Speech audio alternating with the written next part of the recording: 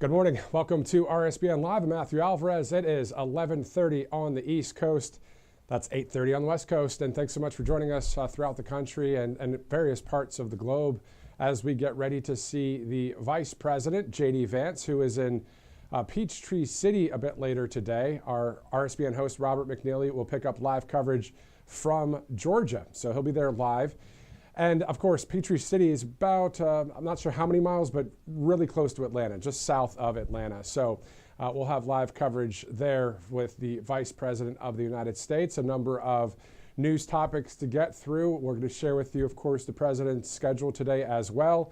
All of it is closed pressed for the president. So unless there's any breaking news or he wants to make an announcement on TV, or with the media, we will cover that if that happens. But as of right now, what we do know is that 11 o'clock this morning that the president received his daily intelligence briefing from the Oval Office. So that happened. At 3 o'clock, the president is going to sign some executive orders in the Oval Office. That's closed press, meaning that's not something that is live broadcasted to the networks. If that changes last minute, we'll be sure to bring that to you, whether it's live or on tape delay. We're told that the president will sign an executive order regarding penalties that will be given to those that burn our great American flag. Again, that according to reports. So we'll see specifically and confirm that once we see the details from the White House a bit later today. Again, speaking of later today, we will be seeing the Vice President of the United States, JD Vance, who is in the state of Georgia, the Peach State, in Peachtree City, which is, again, just south of Atlanta. Our host, Robert McNeely, is there in Peachtree City. So we'll have a live report from Georgia coming up. All right, so a couple minutes after the hour, as we know that in the meantime, we know that the White House putting out a lot of social media videos to really show the American people what's going on specifically within your states as well. So speaking of that, let's go to OHIO. So Ohio, of course, where JD Vance is from, and we have a number of other videos from the Vice President as well, and others when we play those a bit later. But in the meantime, there were a number of Ohio officials at the White House this week, and they had very positive things to say about the big, beautiful law. Take a look. Tips, overtime, and Social Security. The investment in our communities and securing the homeland, delivering tremendous tax relief and economic prosperity to the citizens of Ohio. It's going to allow for farmers to have better access to trade markets all across the world so they can remain more competitive on the global stage. It is going to create jobs and strengthen the economy while at the same time promoting safety. Thank you, President Trump, for the one big, beautiful bill.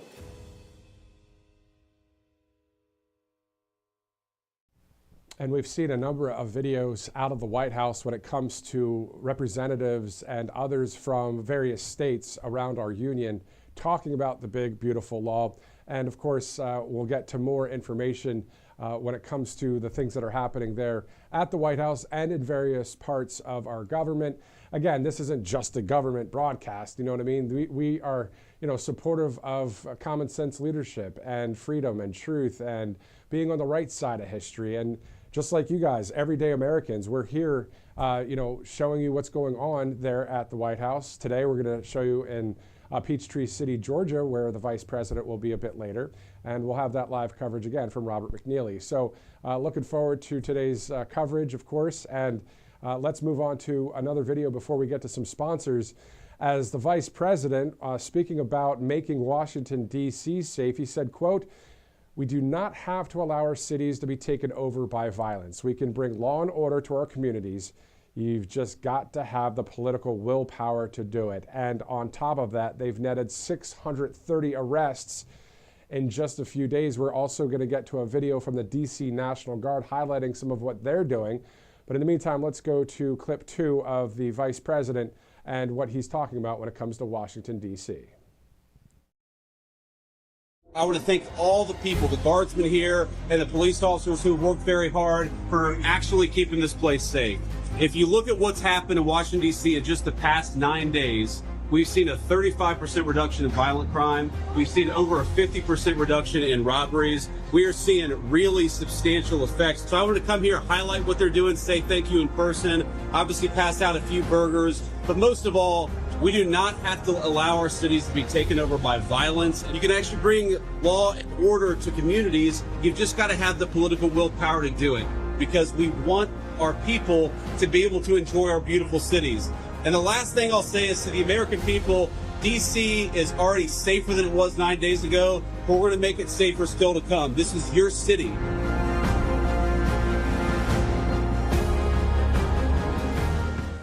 We're grateful to you, and I just wanted to come by and say thanks and hang out for a little bit. So let's say hello for a bit, and then I think we're going to talk to the reporters, but just want to shake some hands and say hi to guys.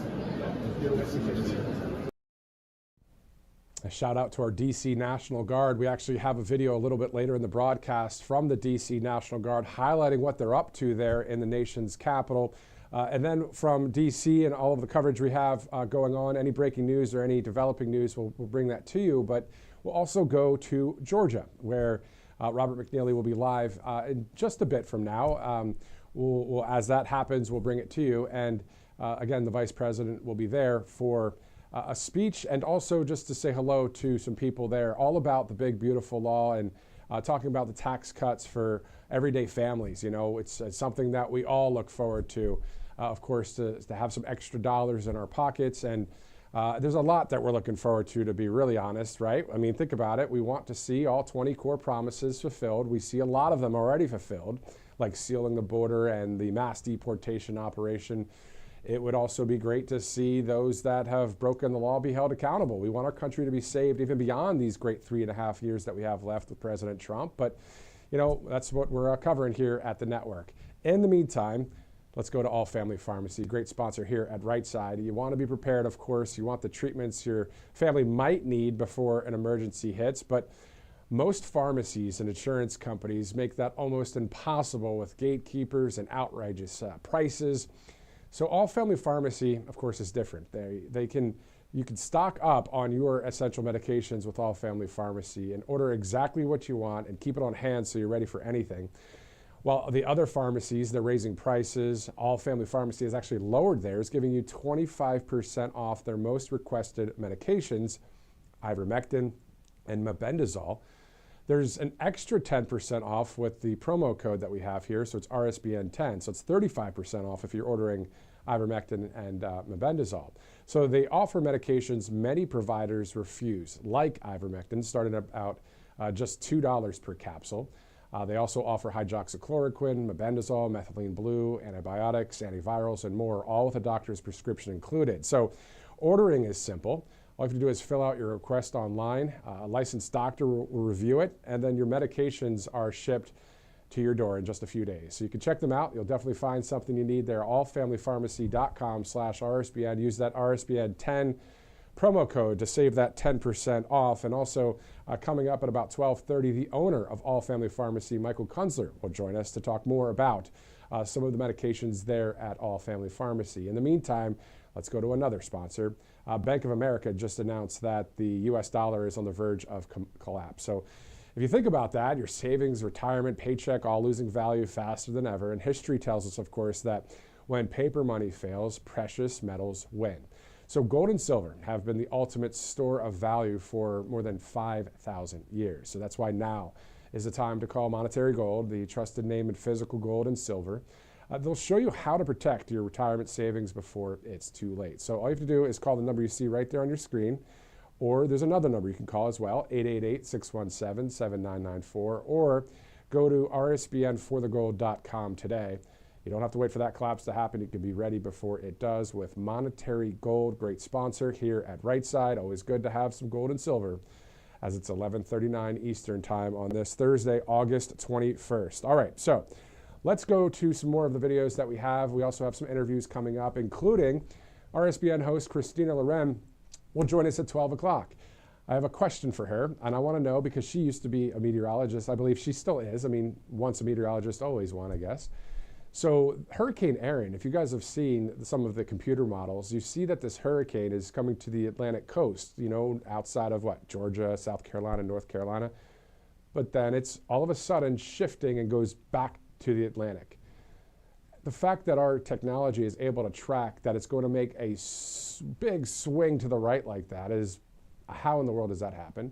And I just wanted to hear from her just on some of the meteorology, right, the science behind it, of how that happens. But also she'll talk to us about a lot of the current events that are happening out there in this 24/7 news cycle. So let's go now, shift gears from that. That's again at 12 o'clock, 20 minutes from now. Let's go to the Department of Homeland Security. There's an update out there on ICE efforts. Take a look. I'm Lauren Biss, Deputy Assistant Secretary at the Department of Homeland Security, and I'm here to set the record straight on a few fake news stories from this week. First, we have the outrageous soccer coach story. This quote-unquote soccer coach, Frank De La Pena, is a criminal illegal alien with a rap sheet that includes third-degree assault, resisting arrest, and driving without a license. He was not kidnapped, he was arrested for breaking the law. Under President Trump and Secretary No, if you break the law, you will face the consequences. Next on the list, we have the LA Times. They covered members of Congress who claimed they toured a ICE detention facility that was a quote-unquote sanitized display. So now the fake news and sanctuary politicians are complaining that ICE processing facilities are too clean?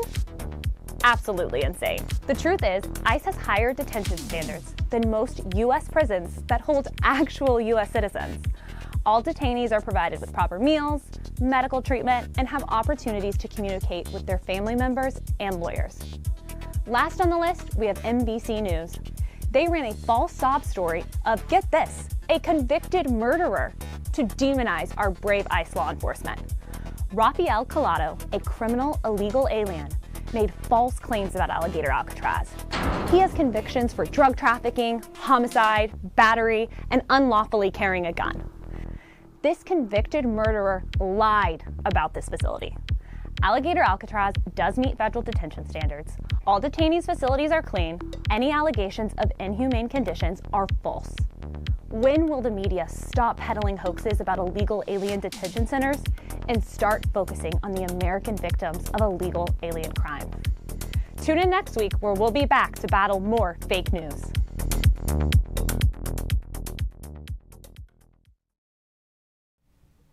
It's almost like they're doing the job for the conservative media in a way, which is fine. I mean, think about it. No matter if someone's Republican or Democrat, no matter if you're conservative or liberal, the point is this. Is it true or is it not? And that's really what we're looking at. That's why there's so much fake news out there. We've seen a lot of lies, right? So on the right side of history in conservative media and in this government, it's all leaning to the truth and common sense. So it's great to see that. You know, it's something that you wouldn't hear from a leftist style of government where they come out there and say, well, here's some fake news. Well, they might start using that term if they ever get back in power. And if they get back in power, it's because it was a free and fair election and they were voted back in power. But the majority of this country is on the right side of history. So I don't know how they really would, to be honest. I guess we'll see. And I hope our country continues on past the 3.5 years of what President Trump's doing now in this second great term to continue to have the reforms cemented in for the future of our country, which is, again, those 20 core promises to the American people. All right, so we see there at the bottom of your screen, awaiting JD Vance to deliver remarks in Georgia. So when that happens, we'll be going to Robert McNeely. Probably prior to that speech, we'll be hearing from Robert there. He's live in Peachtree City, which is south of Atlanta. Speaking of Georgia, let's do this. Let's have a little bit of fun. Let's do a Throwback Thursday, highlighting a great moment at a various Trump rally. This was a Trump rally in Atlanta, Georgia.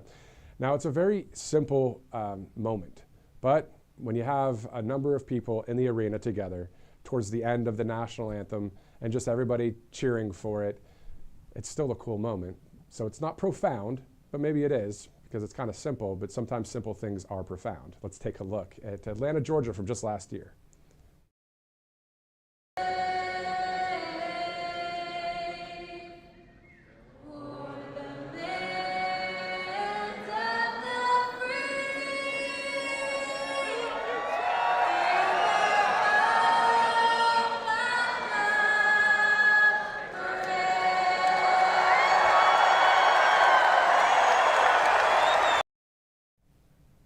I I got that video right here on this iPhone last year in Atlanta, and I'll tell you, standing there, and we were on the meteorizers, so the flag was behind us. So you have the entire, crowd facing right here at the meteorizer. So it's kind of like, well, you know what? Let me capture this moment, and it's just great, And I don't know about you, but I think that most of us will always bottle up those memories of how great those rallies were, especially here at Right Side Broadcasting Network, because since 2015, that's what we've covered, right?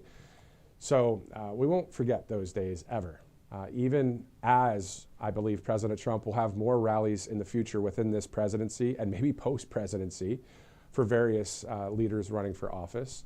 So Right Side's the place to watch, of course, those rallies, as it's always been the Rally Network. But now, of course, shifting over to the conservative news more than ever before, which is great to see. I mean, being able to, because of the sponsors here at this network and the donations that we get from those of you that are viewers out there, we're able to show you this live picture in Washington, D.C. That's not a free picture we have there. And then when we're in Peachtree City, of course, we have a crew that is going to be there live for the Vice President JD Vance's speech there. So just a lot going on just today on this Thursday, August 21st. We'll see what tomorrow brings, but we'll be sure to cover it here at the network.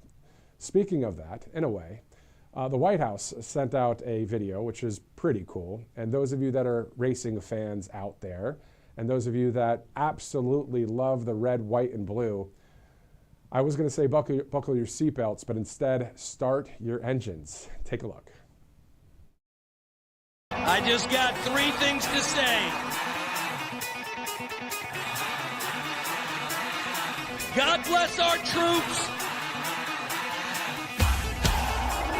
God bless America. And gentlemen, start your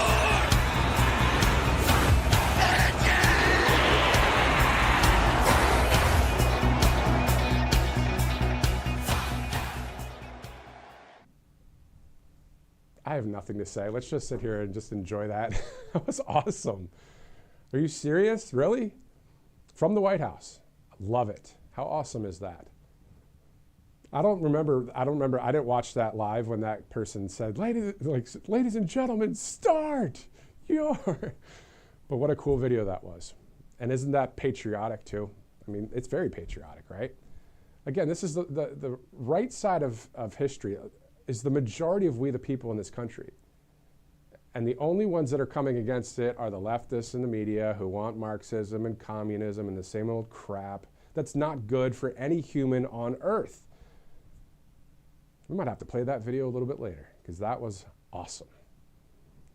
Speaking of awesome, let's go to some of our sponsors, callsheet.com/RSBN. A lot of different things you can bet and trade on. I know some of you are like, hey, I don't want to bet and trade. Well, that's fine, but you could check out the polls as well. There's more than 1 million people on this callsheet.com and the app out there. And there's some fun things to check out there. You've got science, technology, and politics, and sports, and all sorts of stuff. A lot of people putting money on the line for various things out there. So callsheet.com/RSBN is the website to go to. Again, you can download the app as well. A great sponsor here at Right Side Broadcasting Network. As we're about 12 minutes from the top of the hour, let's shift over to Spring, Texas, angelpaste.com. Great products there, the Miracle Cream, and also they have a number of other products as well. So they hire military veterans. They've been a long-time sponsor here, but also they have a great product right there you see on your screen. If you use the RSBN promo code, you get quite the percentage off for the Miracle Cream, but also any parts of the order there when it comes to what products you look at. So angelpaste.com, as we are 11 minutes from the top of the hour and about 11 minutes away from interviewing our RSBN host, Christina Loren, who will join us live, I believe, from Tennessee. And then we'll talk a little bit about Hurricane Erin, as she was a mainstream media meteorologist, but thank God left that to the side and is on the right side of history now. And we'll talk to her about that and other political stories. But then we're also really looking forward to getting to Peachtree City, Georgia, again, south of Atlanta, where RSBN host Robert McNeely will be live, picking up coverage there for JD Vance. The vice president is there in Peachtree City, just south of Atlanta. So once that all transpires, we'll bring you that live right here on the network. All of this is live right now. And of course, if you're watching on replay, hopefully within 24 hours, it's still fresh news for you. And hopefully have some fun here with us as well, as we just showed some pretty cool videos. I think we're going to have to show some of them again in just a minute. This one's pretty cool too. Why don't you check this out? This is an update from the DC National Guard on how things are going in our nation's capital. Take a look.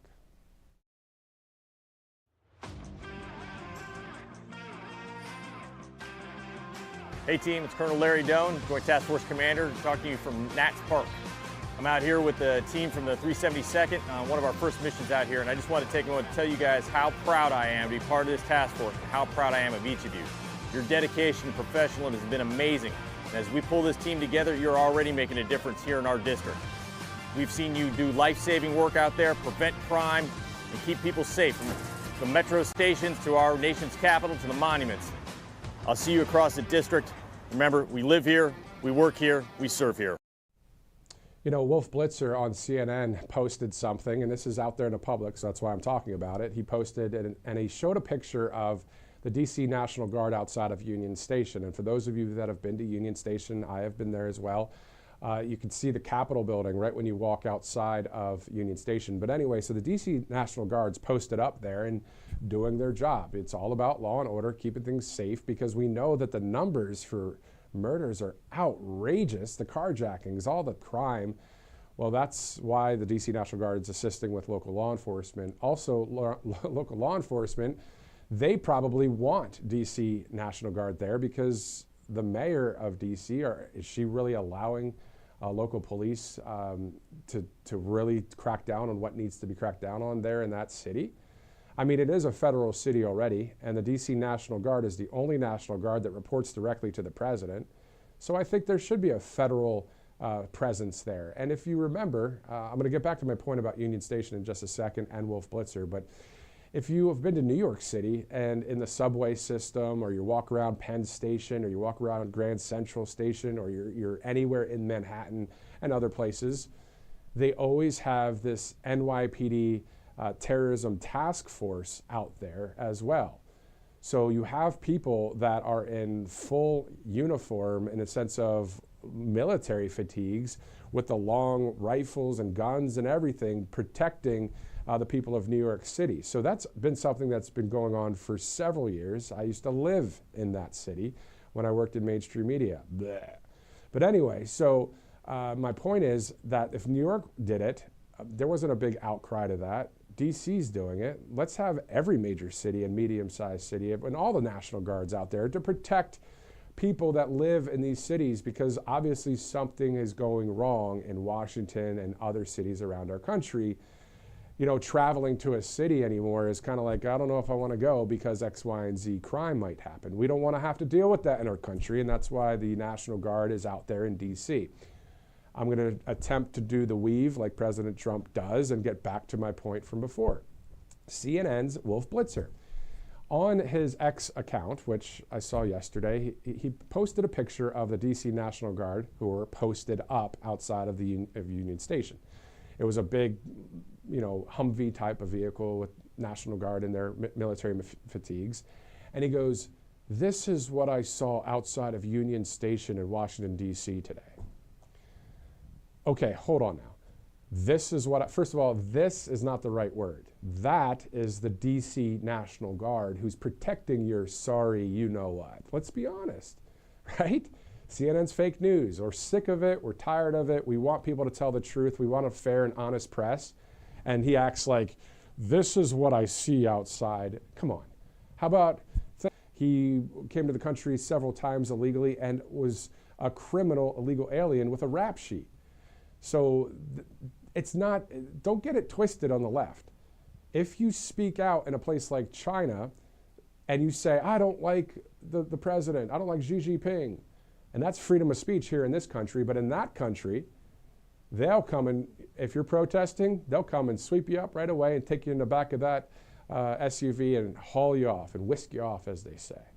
That's not what President Trump's doing. That's not what DC National Guard's doing. That's not what ICE is doing. They're enforcing the law. It's kind of simple. So let's just not get it twisted as to what's going on. Now, The reason why we talk against communism and socialism so much at this network, and conservative media does, and so does President Trump and others, is because we don't want it to be like China ever here in this country. We don't want it to be, if we ever have a Democrat leader again, if we say we don't like that Democrat leader, it's freedom of speech to say that, right? We don't want to have to deal with any kind of thing like China, how they handle things like that. You know what I mean? So I know that President Trump's in that office right there, but that's for 3.5 more years. Trust me, do I want President Trump to be the president until Jesus comes back or until President Trump passes away in the way future? Yes, I would love to have President Trump as our president from now until kingdom come. But we know that that's not going to happen. So we want our country to be protected outside of these 3.5 years. So I don't want anybody to fall asleep. I don't want to fall asleep at the wheel and be like, oh, everything's good. And then before you know it, we have a AOC Gavin Newsom trying to run this country. And then some of the deep staters that have been scot-free, running scot-free, while they have, according to Tulsi Gabbard and now the DOJ, opening a criminal investigation into the Russia hoax and many other crimes that they've committed. Again, we're not going to let it play out as they say in the media. This is a court system situation. There has to be evidence. There has to be receipts. I understand that, but we've seen a lot of things already. So and I'm not just saying that. Of course, a lot of people out there have said that as well. On top of that, with the Epstein situation, whatever needs to be done there, of course, releasing a list or names, the DOJ is on that as well. So we're monitoring all of these stories here at Right Side Broadcasting Network as we're about 3 minutes away from the top of the hour. That means RSBN host Christina Loren will be joining us soon. This is the line outside of the Georgia coverage we're about to have. So that is from our Robert McNeely and our camera person that is there. Beautiful, beautiful photos, by the way. Those are great photos. So that's in Peachtree City, Georgia, so just south of Atlanta, and there's a video right there. These are great, great images that we're seeing.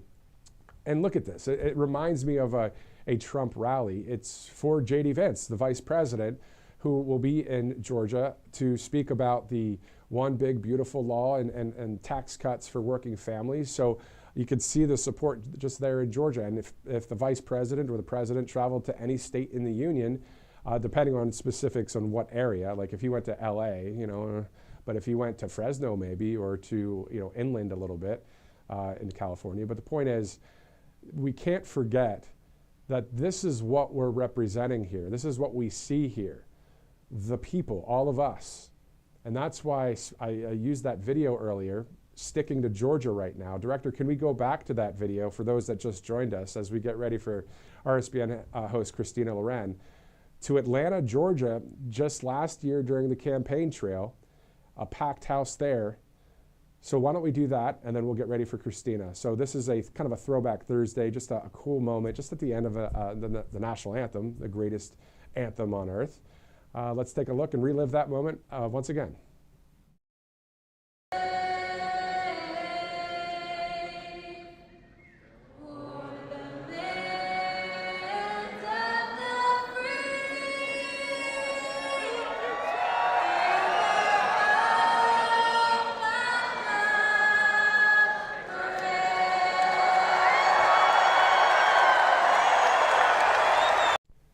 And then, of course, everyone chants USA, USA, USA, just echoes off of the arena there. That, of course, you hear the Lee Greenwood song and President Trump comes walking out. I mean, those are some of the memories that I like to bring up here, obviously at Right Side, because we have been the rally network since day one, back in 2015. And I've looked at a few of the, the archive footage here at Right Side. And, you could find that on Rumble and YouTube and other places.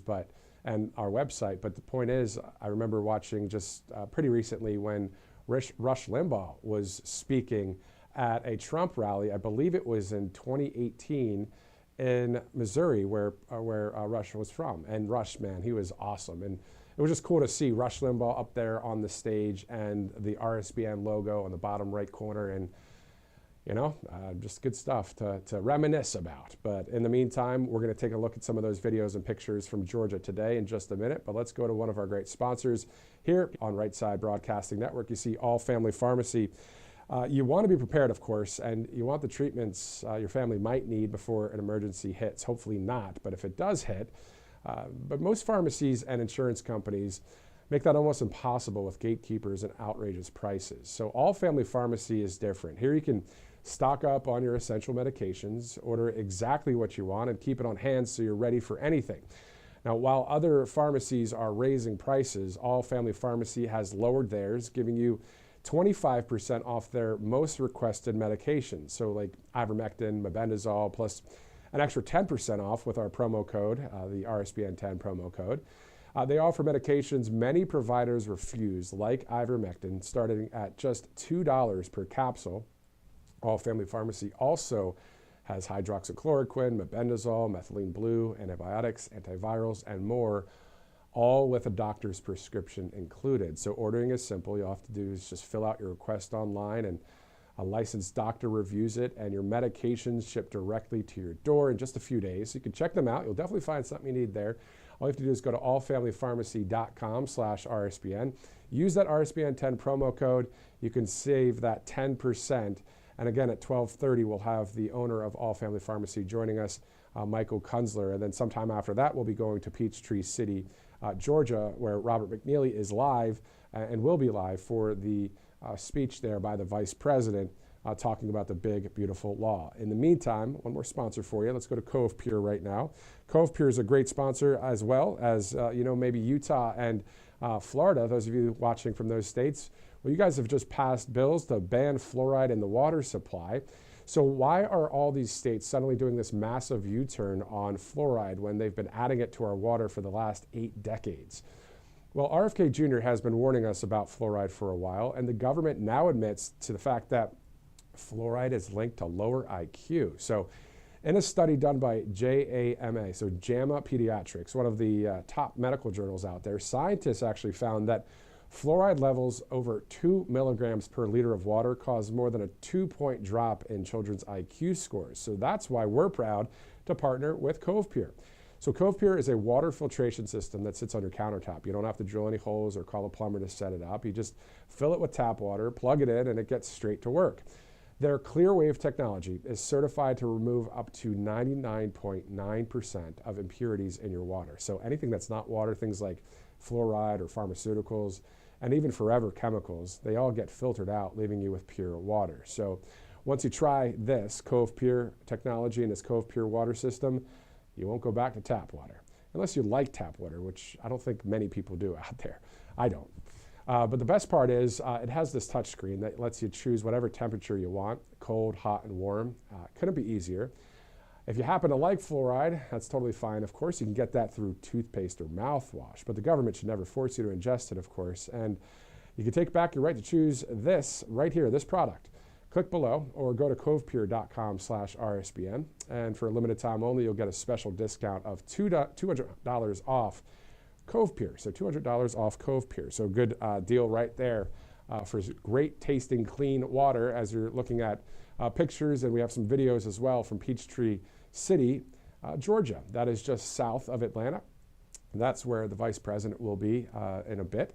And then we'll have the RSBN host, Robert McNeely, will take up and pick up that live coverage from there. So it'll be great to see kind of a mini rally feel, vice presidential version, which is still cool. I've been to one of these before, and I believe it's, is it Morristown, Ohio? I believe that's where, I know that's where Vice President JD Vance is from, and we were at an event there.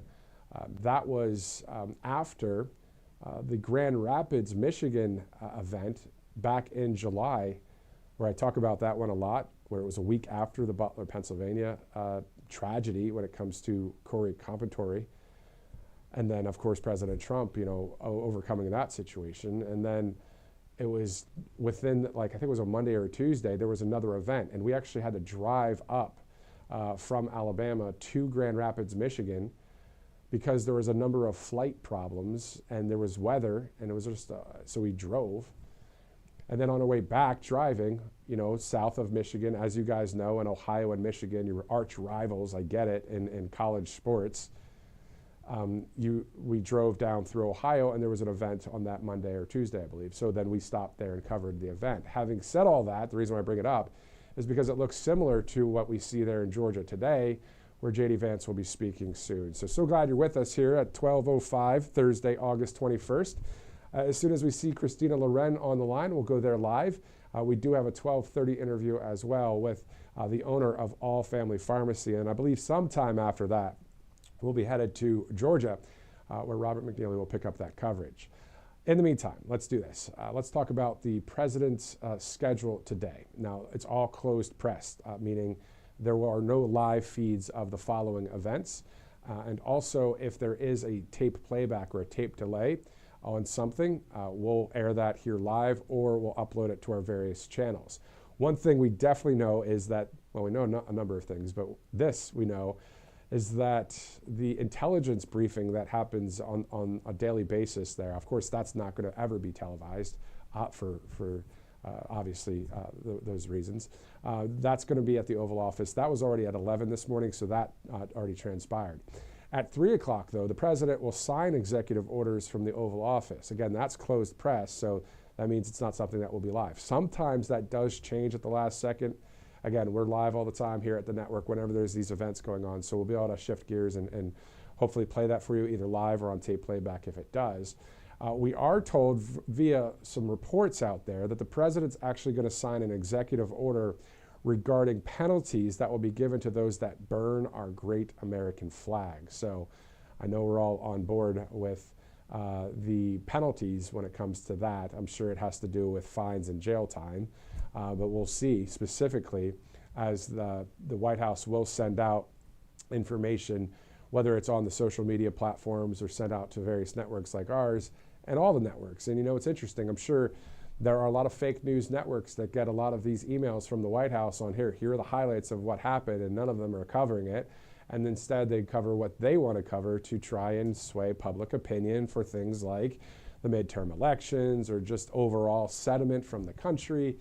It's just a bunch of BS on that side of the aisle. It just is, unless somebody sees the light or gets aware of what's going on and joins again, it's not just right versus left or Republican, Democrat. It's truth versus lies. It's winning versus losing. It's strength versus weakness. It's all of those things.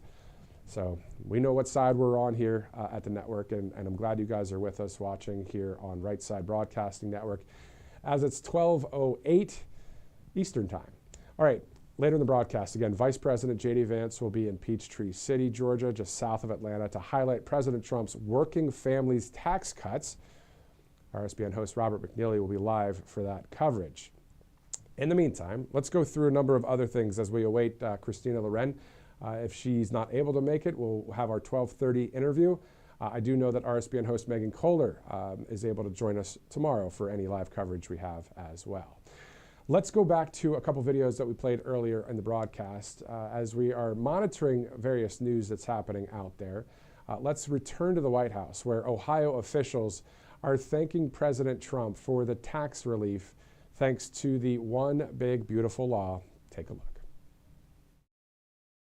Thank you, President Trump, for your leadership on the Big Beautiful Bill. It eliminates taxes on tips, overtime, and Social Security. The investment in our communities and securing the homeland, delivering tremendous tax relief and economic prosperity to the citizens of Ohio. It's going to allow for farmers to have better access to trade markets all across the world so they can remain more competitive on the global stage. It is going to create jobs and strengthen the economy, while at the same time promoting safety. Thank you, President Trump, for the One Big Beautiful Bill.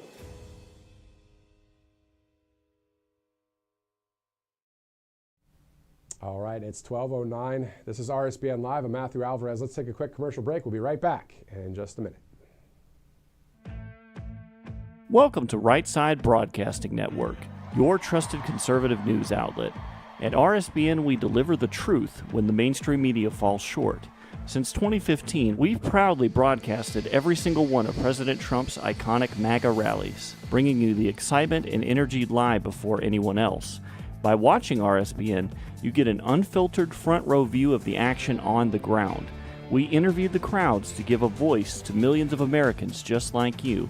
We show you President Trump's speeches in their entirety, free from interruptions and censorship. We cover the stories that matter to you with the integrity and passion you deserve. Thank you for choosing RSBN as your home for America First News. Together, we stand strong, united, and informed. So join us and be part of the right side of history. Hey y'all, it's Silk from the Diamond and Silk Chit Chat live show. Look, don't forget to check me out right here on RSBN Network. Be sure to watch the show on Right Side Broadcasting Network, and I want you to support Right Side Broadcasting Network. Yes, it's imperative that you do so, okay? I look to see y'all soon. Bye-bye.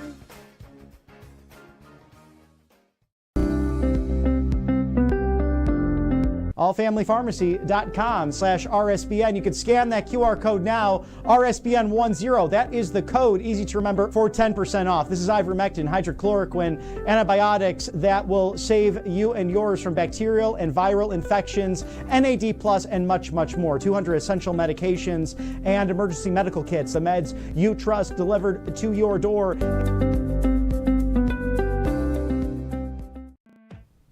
Welcome back to RSBN Live. It's 11 after noon, 12:11 Eastern Time, 9:11 out there in the West Coast. And thank you so much for watching Central Time, Mountain Time Zone as well, and Alaska and Hawaiian Time. I'm not going to do that every time, but how many times did I just say the word time? Anyway, let's look at the Georgia photos and the videos coming up there from Peachtree City, just south of Atlanta.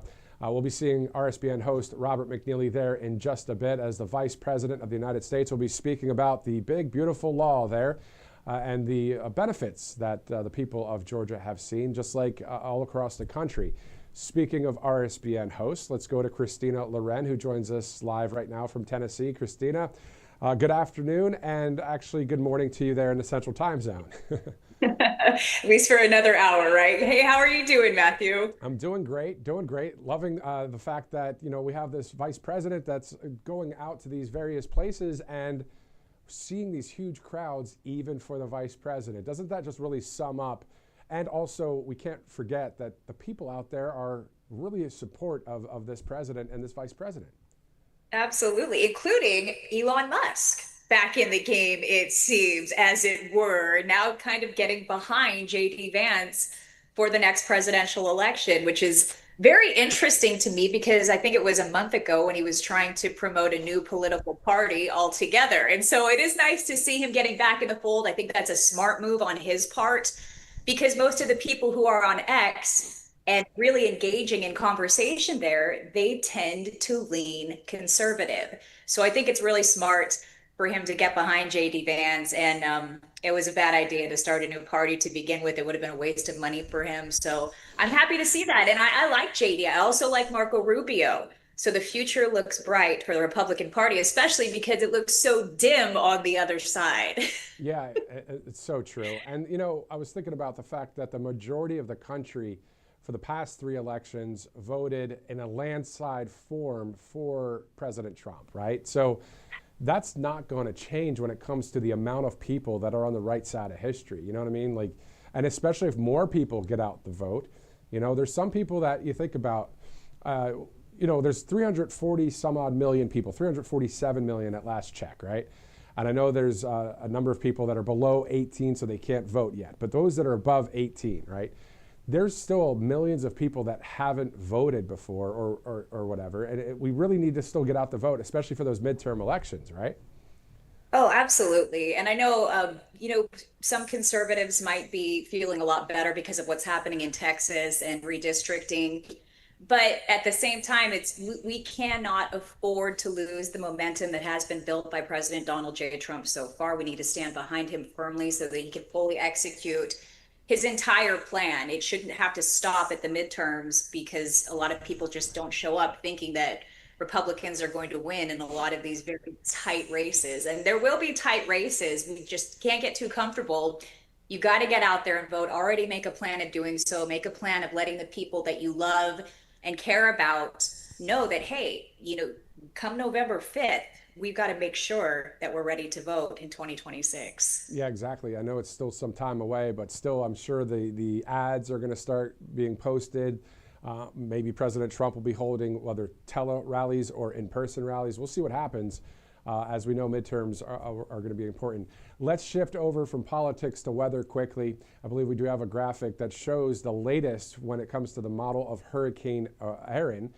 And I wanted to ask you, since you've been a meteorologist in the mainstream, still a meteorologist to this day, we see the track of it, right? We see it and it looks like it was headed right to the Atlantic coast. And then somehow it makes that right turn right back that way. Is that, how does it make such a 180 basically? You know, it has a lot to do with what's happening in the upper levels of the atmosphere and the mid levels of the atmosphere. And in conjunction, you have to think about what's happening with the ocean currents. So there's a lot of different variables at play. What's so interesting about this storm, though, is what a great impact it's had, especially on the coastal areas of North Carolina, considering it didn't make landfall. It essentially just skirted the area. And we're not done just yet, although the system is now, it's a Category 2 storm, 105 mile per hour max winds. It's going to swing back out to the northeast. As it continues to move up toward colder water, it loses that fuel, so it's expected to weaken significantly. But tonight, we have high tide at about 7 p.m. in North Carolina. And so we're expecting 25-foot waves. We could see inland flooding. We're not done just yet. And then there's 3 other disturbances right now in the Atlantic basin that we're monitoring for development. All these systems right now look like they're going to turn to the northeast and away from the United States, but we are getting into the peak of the hurricane season. Now, what's interesting about this storm, Erin, it is historical. It intensified faster than almost any other storm that we've seen on record. It went from a tropical storm to a Cat 5 hurricane in 24 hours. And what's so fascinating about this is that most of the computer models completely blew it. They did not forecast that rapid intensification. So what that tells me, if you're somebody who lives in Florida, South Carolina, North Carolina, Georgia, make sure that you're watching the models carefully. You can trust your meteorologist, but you also have to evacuate if that is what the forecast, if it warrants that. You need to go if it looks like it's a strong storm, because our models aren't getting it right. And our meteorologists are reliant on the models. So it's just one of those years where you just really need to pay attention for yourself and look out for your family. Well, that leads me to my next question, because I went to the NOAA website there, obviously government entity, and I see that the map shows that the hurricane's going to go east, that 180 east. But you were just saying, some of the models, it might. Basically, my question is, can that hurricane not go northeast and still slam against the coast of our eastern seaboard? It's not an exact science. And I think if you're anywhere between Virginia and Nova Scotia, you still need to watch very carefully where the storm is headed. But I think because it has lost a lot of its power, it's going to continue to move north. The further it gets away from the equator, the colder the ocean currents, the colder the ocean is. And so that will take a lot of the energy away from that storm. But I think what's different is the confidence that we have about some of these storms. When they're a tropical storm, a tropical depression, we don't really know. There's no distinct eye wall. You really cannot forecast. When you have an eye wall, when you have an actual center of circulation, it gets a little bit easier. The models are a little bit more accurate. But when you just have like a blob of tropical, thunderstorms and heavy rainfall, it's really hard to dictate what's going to happen with that air mass. But when we continue to watch these storms, when they do get that defined eye, it becomes a little bit more certain. So I think that everybody, for the most part, is safe. I would call these storms when they head out to sea fish spinners, because that's really all they impact maritime interests and fish. Yeah, no, I hear you. That's wild, though, that it went from a tropical storm quickly over to a Cat 5 in 24 hours. That's pretty wild. And then maybe, you never know. I know you're a person of faith, as am I, and as are many people that watch Right Side. Who knows? Maybe someone in North Carolina really started praying to God. God, I don't want this to hit our state. I'm not joking. I really believe in the power of prayer. You never know. That could have been the reason why it happened, or it's just the way the weather current and the system happened. But either way, I'm glad it's going that way and not hitting the coast. All right, so we saw some photos from Georgia. If we could show some of those again, Director. Thank you guys so much for all your work behind the scenes as we continue to bring you live coverage here. So we saw some photos there. We saw some videos of just a lot of people in line to see Vice President JD Vance. And, we know that a lot of states are benefiting from the big, beautiful law with tax cuts and so many other things. What's your overall assessment on what's going on with our country right now? I think it's geopolitical tensions that we should be the most concerned about. I think President Trump has done everything that he said that he was going to do, get our country back on track. Once he gets Jerome Powell to fall in line, it's the housing market that's still hurting, but the general overall economy is improving.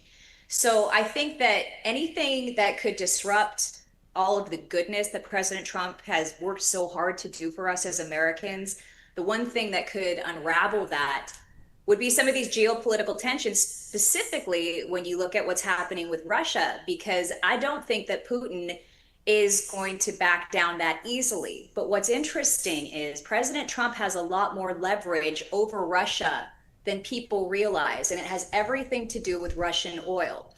Russian oil is primarily exported to China and India. That's where 90% of Russian oil goes. Now, Putin knows that President Trump could do what he has floated, which is he wants to put maybe up to 500% tariffs on goods from India and China and other states that import Russian oil. It's the Russian oil that has fueled the war machine for Putin. But what people don't recognize is Russia doesn't have a lot of storage capacity. They don't have places to hold that oil. So they sell it to China and India at deep discounts because they have to keep it moving. In addition to not having that storage capacity, their infrastructure is old and it's failing.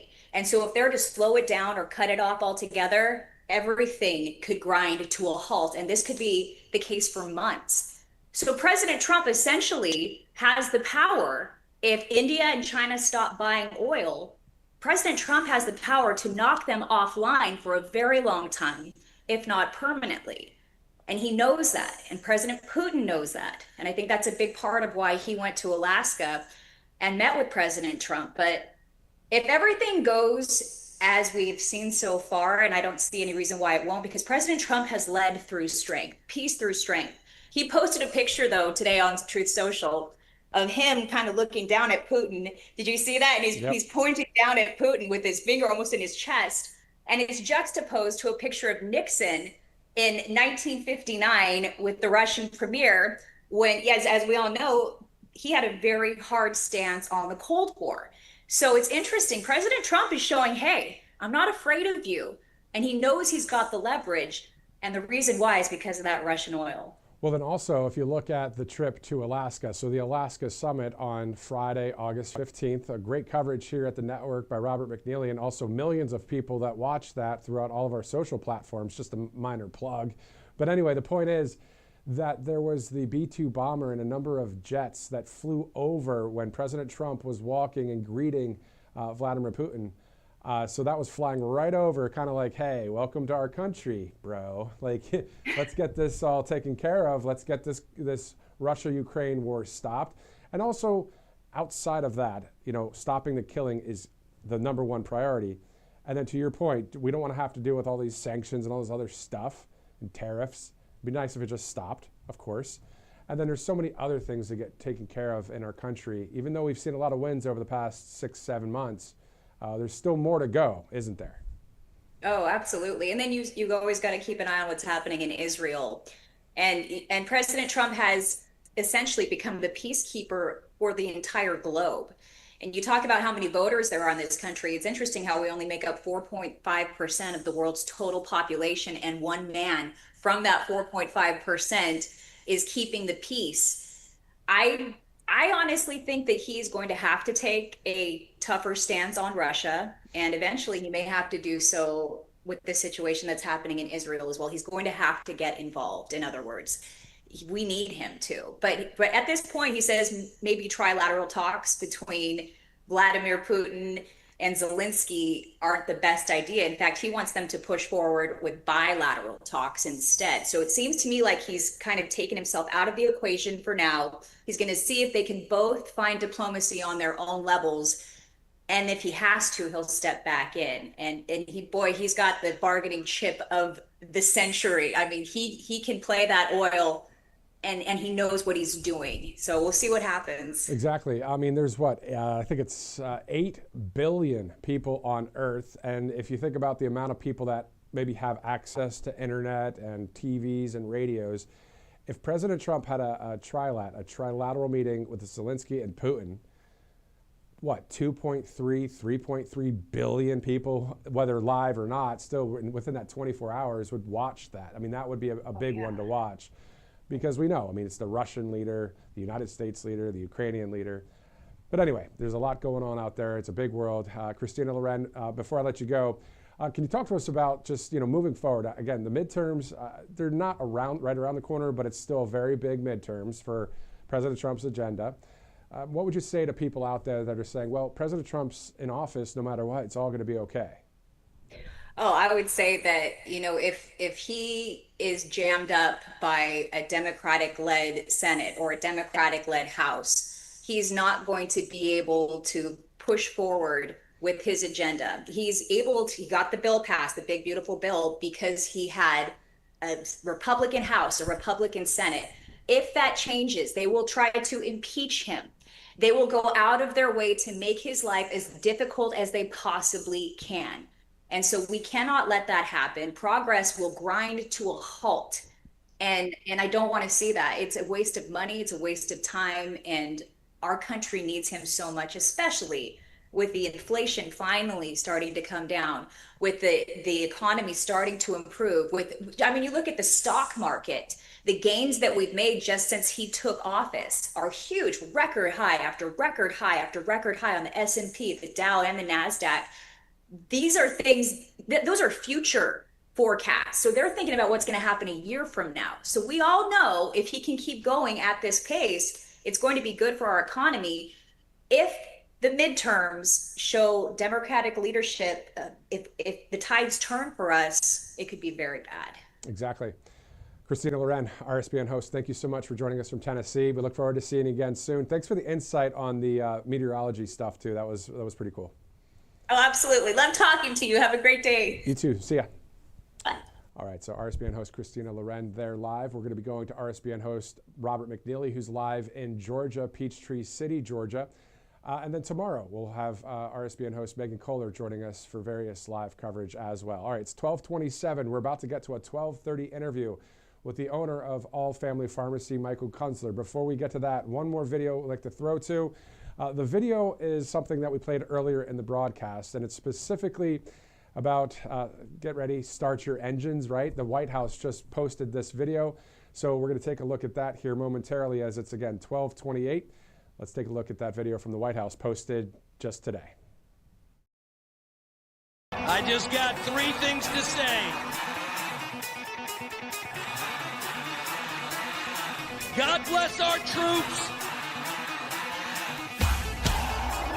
God bless America. And gentlemen, start your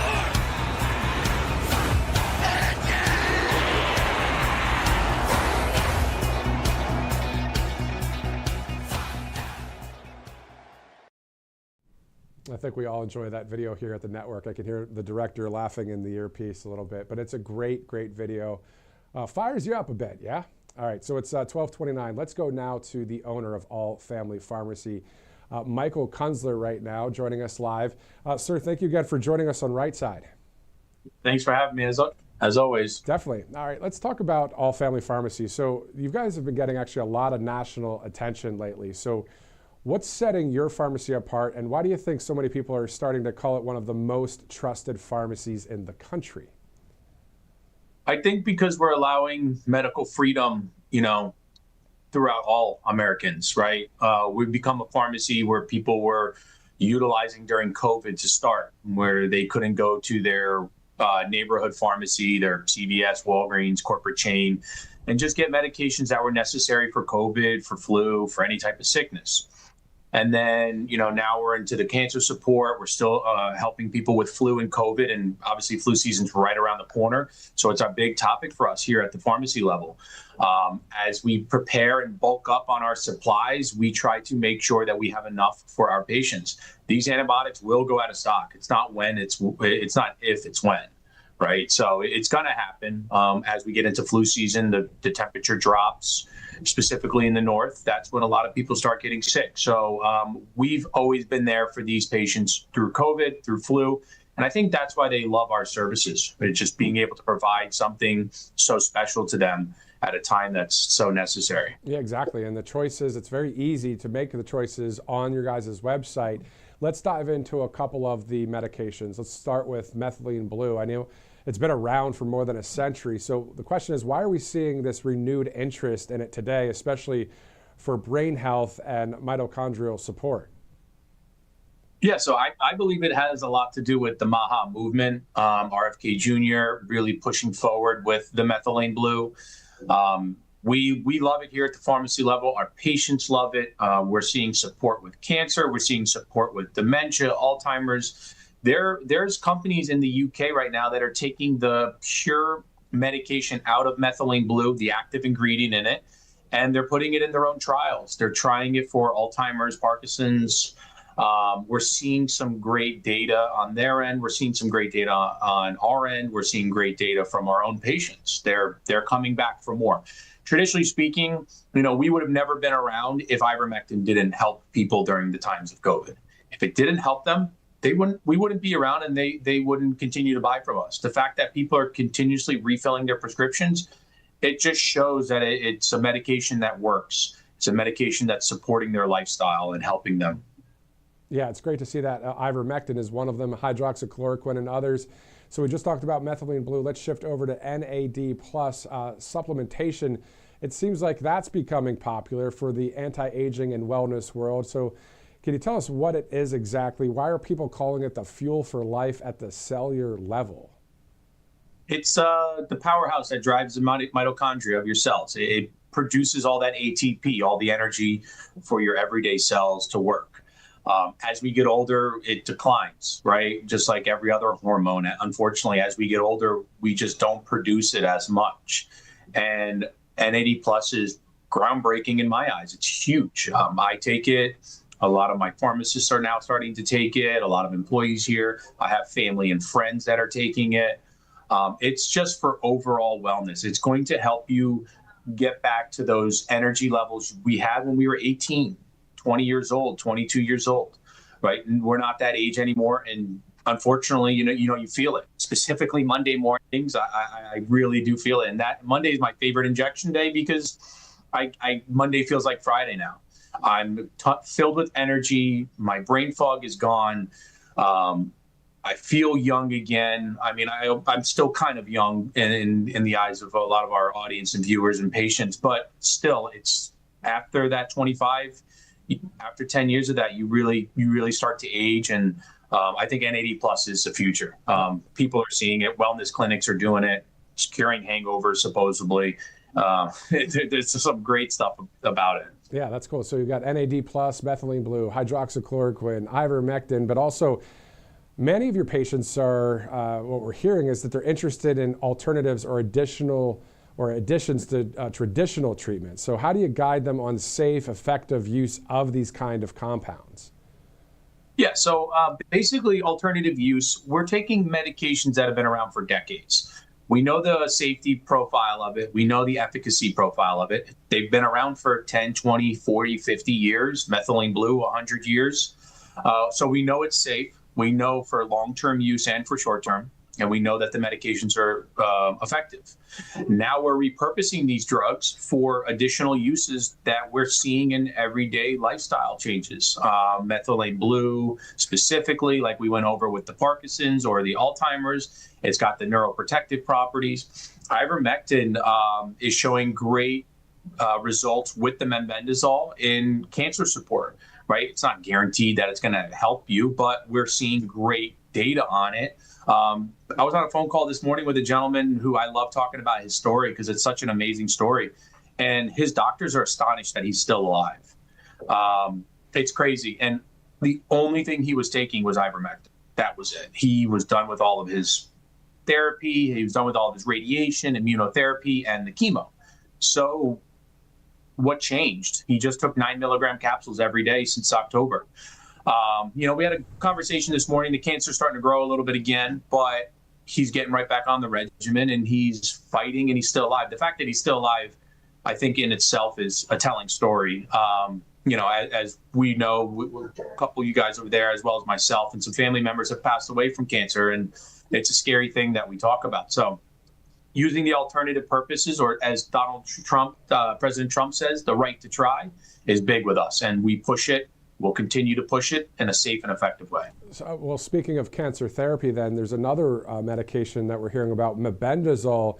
It's best known for the deworming medication, but there's a new research out there on possible role in cancer therapy. So can you explain how a simple antiparasitic might have anti-tumor effects?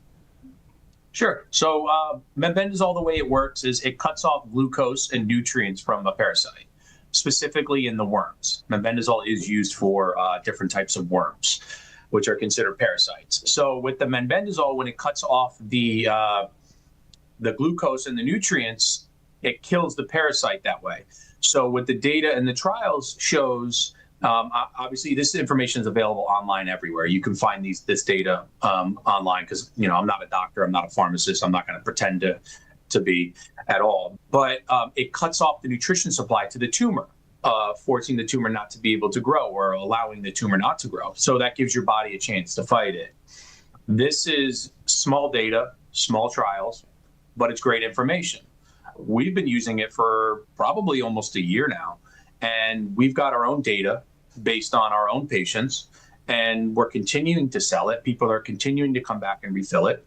I have a gentleman, I actually spoke to him again this morning. He's become a friend of mine now, and he fills his mebendazole and ivermectin prescription, patient of Dr. Makis, and he beat cancer. He's cancer-free now, but he's still continuing some treatment. His doctors are still recommending to him to take it a few months after, but he feels great. The chemo destroyed his body.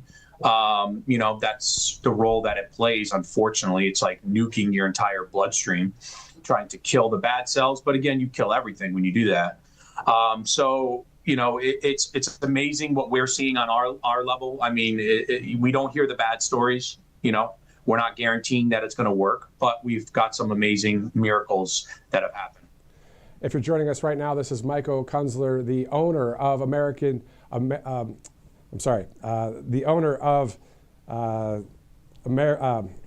I'm so sorry. All Family Pharmacy. Holy smokes, there's so many questions that I've got for you. All Family Pharmacy. So let's talk about a few more questions here. There's drug repurposing, taking old, inexpensive medicines and finding new uses for them. How can this approach benefit patients and reduce healthcare costs? They're cheap drugs. They're not expensive. Your insurance won't pay for it. That's the problem.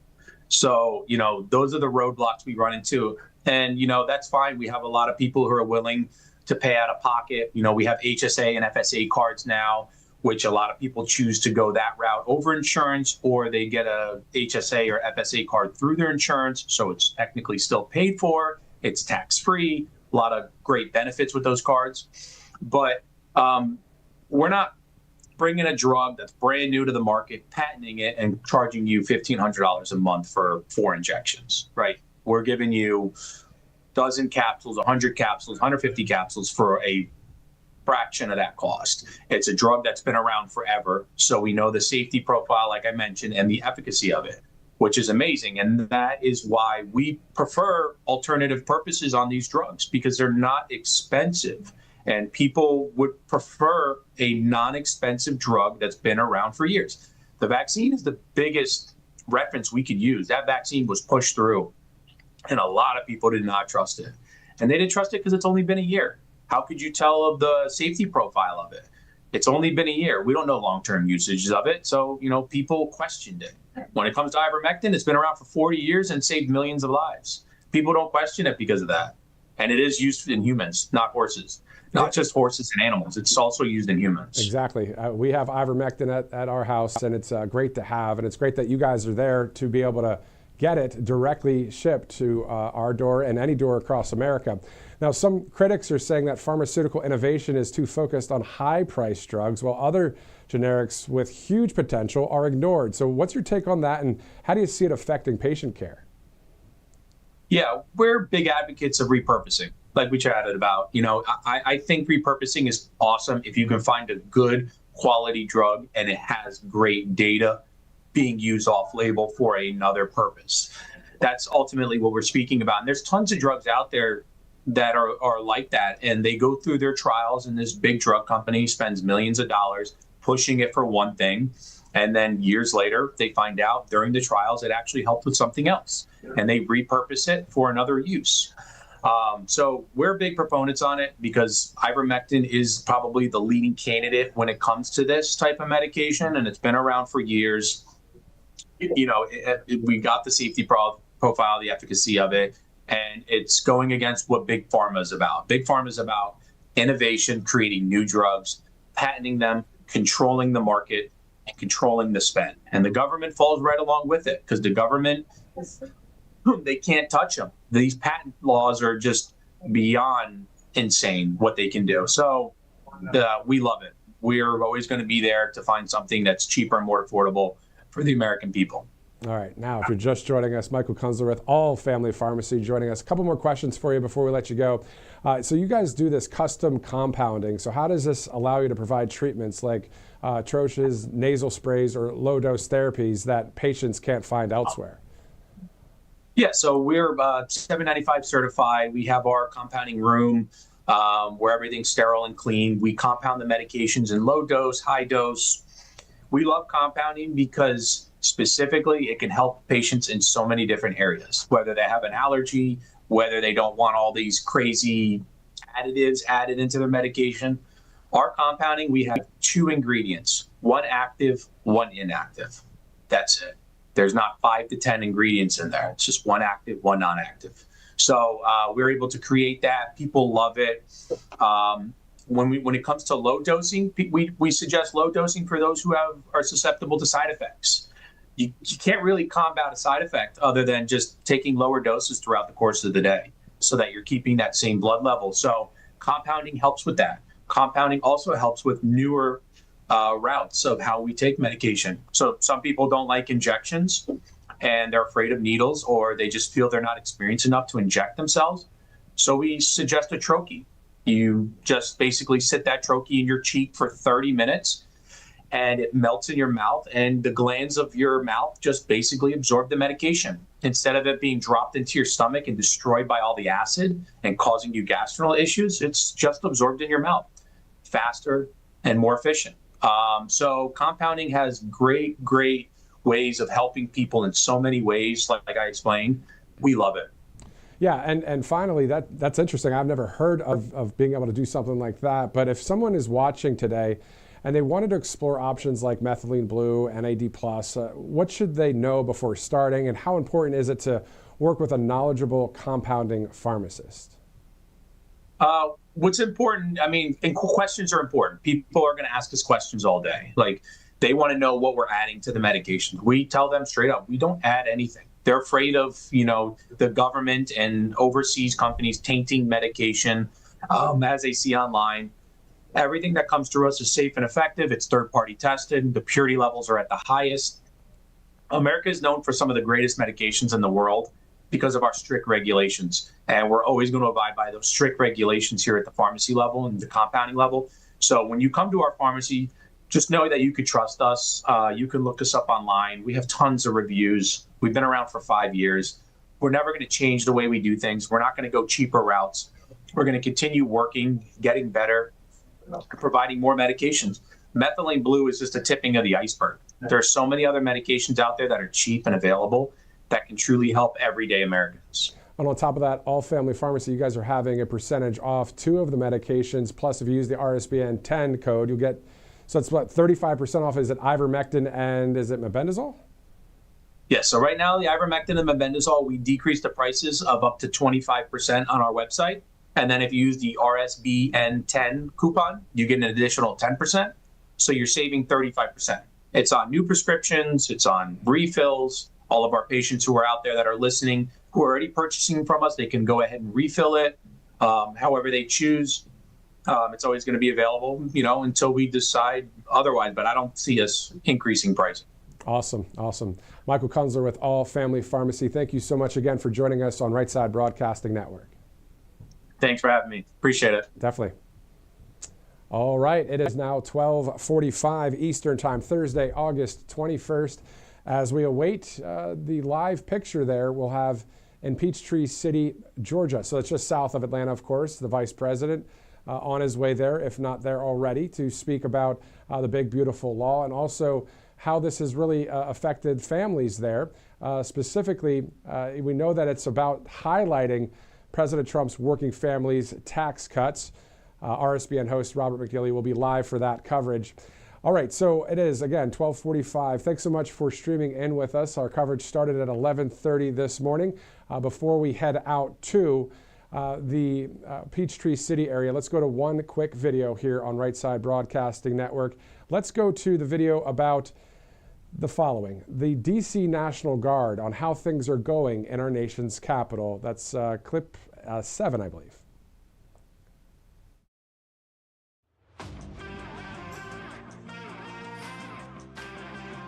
Hey team, it's Colonel Larry Doan, Joint Task Force Commander, talking to you from Nats Park. I'm out here with the team from the 372nd, one of our first missions out here, and I just want to take a moment to tell you guys how proud I am to be part of this task force and how proud I am of each of you. Your dedication and professionalism has been amazing. And as we pull this team together, you're already making a difference here in our district. We've seen you do life-saving work out there, prevent crime, and keep people safe, from the metro stations to our nation's capital to the monuments. I'll see you across the district. Remember, we live here, we work here, we serve here.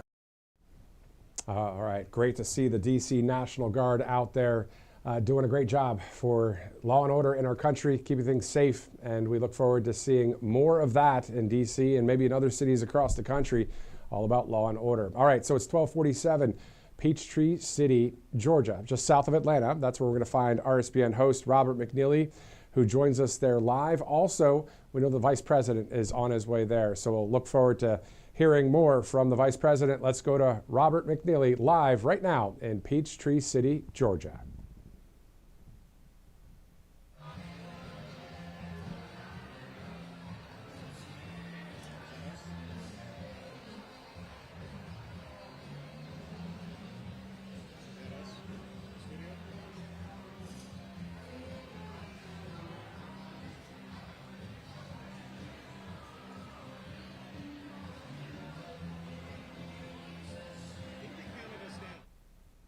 Well, that's live here at 12:47. Obviously, some audio technical difficulties. While we get that organized, let's go to another video. How about that?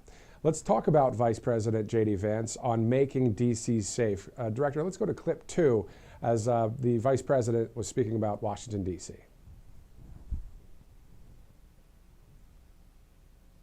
People, the guardsmen here and the police officers who worked very hard for actually keeping this place safe. If you look at what's happened in Washington, D.C. in just the past 9 days, we've seen a 35% reduction in violent crime. We've seen over a 50% reduction in robberies. We are seeing really substantial effects. So I want to come here, highlight what they're doing, say thank you in person, obviously pass out a few burgers, but most of all, we do not have to allow our cities to be taken over by violence. You can actually bring law and order to communities. You've just got to have the political willpower to do it, because we want our people to be able to enjoy our beautiful cities. And the last thing I'll say is to the American people, D.C. is already safer than it was 9 days ago, but we're going to make it safer still to come. This is your city.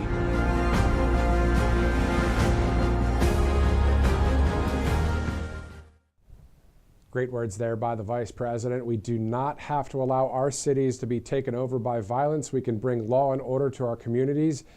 You've just got to have the political willpower to do it. That from the Vice President. So these are actions speaking even louder than words, because we see the D.C. National Guard there in our nation's capital doing a great job there. And I'm sure local law enforcement's like, hey, giving them a high five. Thanks for helping us out, because the mayor and others, they don't want us to really do our job. Can you believe that? I mean, some of the woke mayors, man, they're just really trying to keep our cities under their thumb and not do great things for these various cities out there.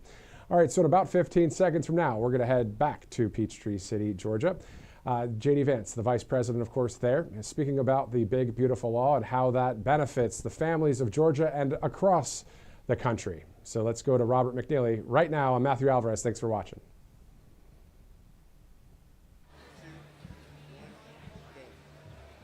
Good afternoon from Alta Refrigeration in Peachtree City, Georgia. We're southwest of Atlanta, where it's a relatively balmy 83 degrees today. The sun is shining. So, as always, whether it's a Trump or Vance rally or speech that we'll hear from the vice president momentarily, always bring that water. Always make sure you get some breakfast, some good food in you.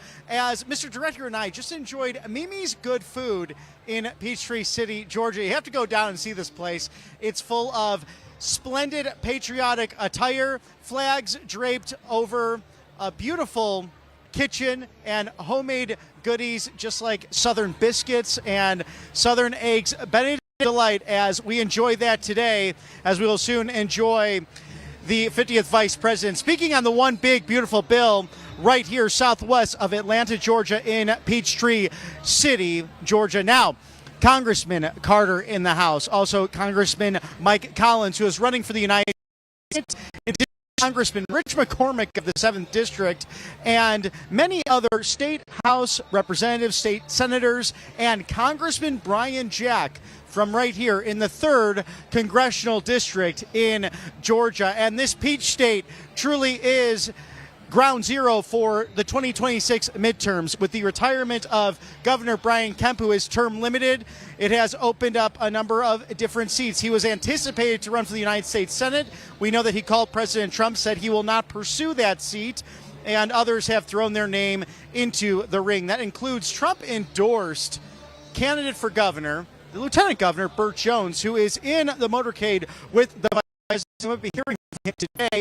And again, as I mentioned, Congressman Mike Collins running for the United States Senate here today. So you might catch some of them in the pre-show as Vice President JD Vance scheduled to speak today at 2 o'clock. And it's on that one big, beautiful bill. And we know that this success is continuing to bring manufacturing apparatus and strength throughout the United States. And this Alta Refrigeration, a beautiful facility. A fun fact, I used to sell to Alta Refrigeration when I was in the sales world during my time here in southwest of Atlanta. A great company, wonderful people who work hard to make sure that refrigerated goods work in those big places like those Costco, Walmarts, big grocery stores, supermarkets, as well as the restaurants. So it's these kind of manufacturers and facilities that make sure those goods, those refrigerated items, get home to you in a safe manner. Now, as President Trump continues his pursuit of American manufacturing dominance and restoring America's pharmaceutical supply chain, Johnson & Johnson announcing a $2 billion investment to build a manufacturing facility in North Carolina, the Tar Heel State, adding to their $55 billion commitment earlier this year. And Joaquin Duato, the company's chairman and CEO, credited President Trump with the landmark One Big Beautiful Bill for the continued investment. And with the recent signing of the One Big Beautiful Bill Act that was done on the 4th of July, we continue to expand our investment in the United States to lead to the next era of healthcare innovation. This is right after a historic milestone of what's been done in the last 10 days with D.C. home rule in the federal city. For the first time in a long time, the District of Columbia has crime rates down. From homicide to carjackings, the news reports highlighting that these carjackings are down 83%, robberies down 46%, car thefts down 21%, overall crime down 22%. In just 1 week, 550 arrests have been made in the federal city, crimes such as assault on a police officer, armed robbery, assault with a deadly weapon, involuntary manslaughter, child abuse, and driving under the influence, and much, much more going down within the federal city. Now, authorities have also removed dozens of criminal illegal aliens from the streets of Washington, D.C., including one MS-13 gang member and another charge with sex crimes against a child. Now, meanwhile, dozens of homeless encampments have been cleared and graffiti cleaned from our ornate and lovely District of Columbia. Now, as the Trump administration continues to work to restore the glory of the prestige to our nation's capital, all that coming from the White House today, as President Trump also focused on setting it straight with the Smithsonian and some of the antics over there. He's right about the Smithsonian Institution. It's truly out of control. The once great museum has increasingly prioritized exhibits. Sorry? Signal's too bad. Oh, it's okay. They went back to Matthew. I'm Okay. going to try some stuff. All right.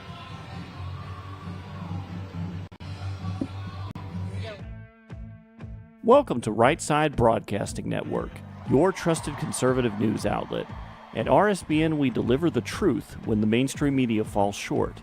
Since 2015, we've proudly broadcasted every single one of President Trump's iconic MAGA rallies, bringing you the excitement and energy live before anyone else. By watching RSBN, you get an unfiltered front row view of the action on the ground. We interview the crowds to give a voice to millions of Americans just like you. We show you President Trump's speeches in their entirety, free from interruptions and censorship. We cover the stories that matter to you with the integrity and passion you deserve. Thank you for choosing RSBN as your home for America First news. Together, we stand strong, united, and informed. So join us and be part of the right side of history. Hey y'all, it's Silk from the Diamond and Silk Chit Chat live show. Look, don't forget to check me out right here on RSBN Network. Be sure to watch the show on Right Side Broadcasting Network, and I want you to support Right Side Broadcasting Network. Yes, it's imperative that you do so, okay? I look to see y'all soon. Bye-bye.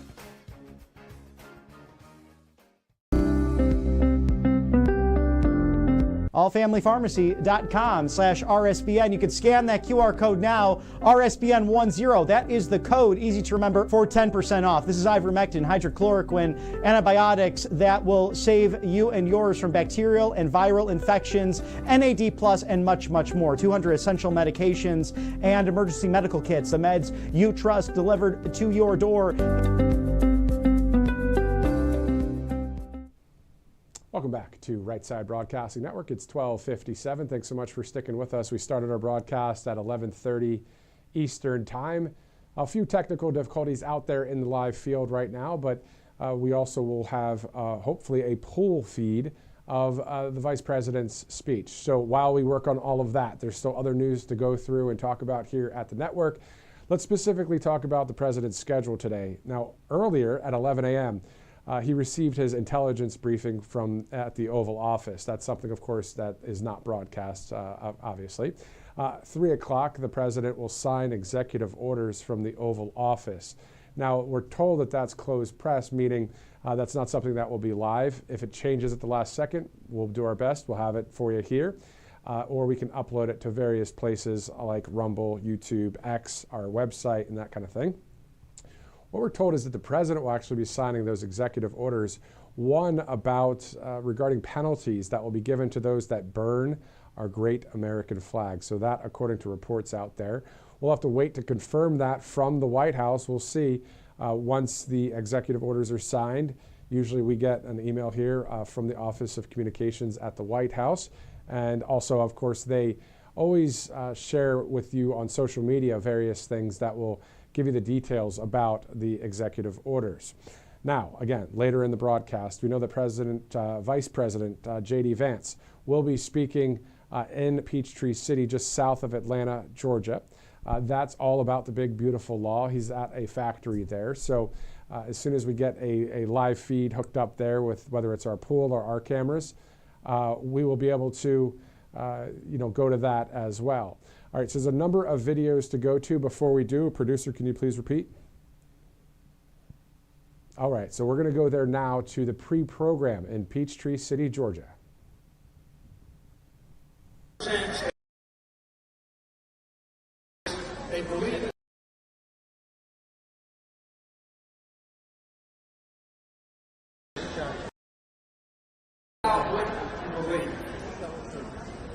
It's about results. That's how things are. That's how business works in Washington. And we got an outsider that came in and didn't accept business as usual up there. And look at the results we've got. Look what he campaigned on. Close the border. Done. And the big beautiful bill is going to keep it closed. Keep your taxes low. Done. And the big beautiful bill is even creating more tax benefits for hardworking Georgians and all Americans. We're going to lower inflation, 40-year high inflation from the Biden administration. And look what's happened. Prices down. They're still going to keep going. Look at gas today. Use America's military might to promote peace around the world. 6 peace deals. No other president has done anything like this, and there's more to come. But look, here's the problem. Here's the real problem. We got a senator in D.C. who represents our state who doesn't believe any of that, Jon Ossoff. And let me tell you something. He is a typical politician. He looks good, he talks good, but this is another similarity in football. We have an old saying, your film's your resume. Because we've had a lot of players who look good, they talk the talk, but the eye in the sky doesn't lie. And Ossoff has talked a big game, but we got a 5-year record of the eye in the sky. Let's look at it. Biden administration, he votes 98% to support and rubber stamp everything that happened. I don't care if it was the 40-year high inflation, he voted for it. The lawlessness that was going on in our communities, not backing law enforcement, the border just poured wide open, DEI, woke stuff, and what's happened since then? We can't forget about those things. Can't forget, that happened, and he supported it, and now it's resist any kind of progress we're making, especially all the common sense provisions in the big beautiful bill. That's right. He was against lowering your taxes. He voted. He was against creating more benefits, tips for no tax on tips, overtime, seniors. That's his game tape. That's his game tape. This is what's amazing. We got all this game tape on him, and he's asking for you to be the starting quarterback for 6 more years. That's what he's asking. And I don't know about you guys, but where I come from, when you deliver those kind of results, your ass is on the bench. And that's what we need to do to Jon Ossoff. And I'm going to tell you, and I'm going to say this, all right, just like we had an outsider as president come in, not accept business as usual in Washington, and deliver results, I think we need more of that in the U.S. Senate, and that's the approach I'm going to take. I'm going to always focus on results, and I'm going to always put Georgians first. Thank you very much. Ladies and gentlemen, please welcome Congressman Buddy Carter.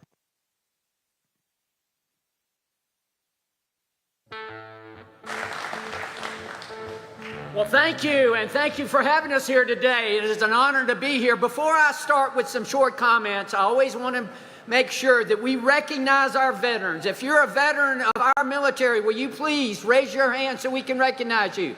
Thank you for your service to our country. Ladies and gentlemen, we are here today to celebrate the passing of a great piece of legislation, possibly the greatest piece of legislation that we have passed in Congress in decades. That is the One Big Beautiful Bill Act. An act, yes, let me tell you about the One Big Beautiful Bill Act. You as Georgians, you saved $3,000 thanks to that act. Thanks for passing that. You save $3,000 in taxes every year. Guess what? John Ossoff voted against that. He wanted your taxes to go up. The one big, beautiful bill act, no tax on tips, no tax on overtime, less tax on seniors, all of those things that we need in our economy, all of those things that keep the American dream alive. Now, hardworking Americans will have the opportunity to succeed. Now that we know that we've got a future, that we've got a border that's secure, our financials are secure. All of that is a result of the One Big Beautiful Bill Act. And again, who voted against it? John Ossoff. And let me tell you what else it did. It also made sure that we save one of the most important programs in our country, and that is the Medicaid program. I was chair of the Health Subcommittee. We are the ones who crafted that. And let me tell you, you know what we did? We said, look here, if you're an able-bodied adult and you're on Medicaid, you better be working. You better be working. We put work requirements in there. At least 20 hours a week, you got to be working. None of this sitting on the couch getting this benefit. No. We got rid of waste, fraud, and abuse. We made sure that illegals are not going to be on Medicaid. We made sure of that. John Ossoff voted to allow illegals to be on Medicaid. That is ridiculous. We made sure that does not happen. What else did we do with the One Big Beautiful Bill Act? We secured our border. Ladies and gentlemen, our border is now secured, finally, thanks to Donald J. Trump. Apprehensions are down 97%. That's extremely important. We have to have a safe country, and he's made sure we've had that. What else have we done? We've also passed a rescissions package. We've gone back and rescinded $9 billion worth of spending that this previous administration had spent. Guess what? John Ossoff, he voted against it. Now, folks, John Ossoff was born into a wealthy family, and there's nothing wrong with that. I hope all of you were born into a wealthy family. I was not. My grandfather was a sharecropper. My dad worked shift work in a paper mill. I was the first one in my family to go to college. Went to Young Harris College, then went to University of Georgia. Then went back and opened my own business. A hard-working American. I've seen what government regulations can do to you. We need to make sure, and that's what this president is doing. He's making sure that we are going to do away with some of the rules and regulations so that government doesn't get in your way of business anymore. And folks, let me be clear to you. This pin that I have on my lapel here, it's got two flags on it. It's got United States and it's got Israel. I support Israel. John Ossoff voted against sending arms 2 weeks ago to Israel. He does not support Israel, and he's Jewish. I can't understand it. John Ossoff does not represent the values of Georgians. He represents the values of AOC and of Bernie Sanders, not of Georgians. He wants to see males participating in girls' sports. Well, who would want that? I have 6 granddaughters. I don't want a biological male in their locker room, but John Ossoff does. He does not work for you. He works for they, them. I work for you. I'm running for the United States Senate. I'm working my ass off to get rid of Ossoff. That's what we're going to do. One last thing. I want to thank Vice President JD Vance for being here. But I want to thank Donald J. Trump for what he is doing for America. America first. We need someone in the United States Senate who's going to support Donald Trump and his America First policies. I've done that in the House. I'll do it in the Senate. He is negotiating peace. That's why I nominated him for a Nobel Peace Prize, because he deserves it. He is the greatest negotiator of all times, and he is trying to get peace in Ukraine and Russia and in the Middle East, and he will do it. Thank all of you for being here. God bless each and every one of you, and God bless America. Ladies and gentlemen, please welcome Congressman Mike Collins.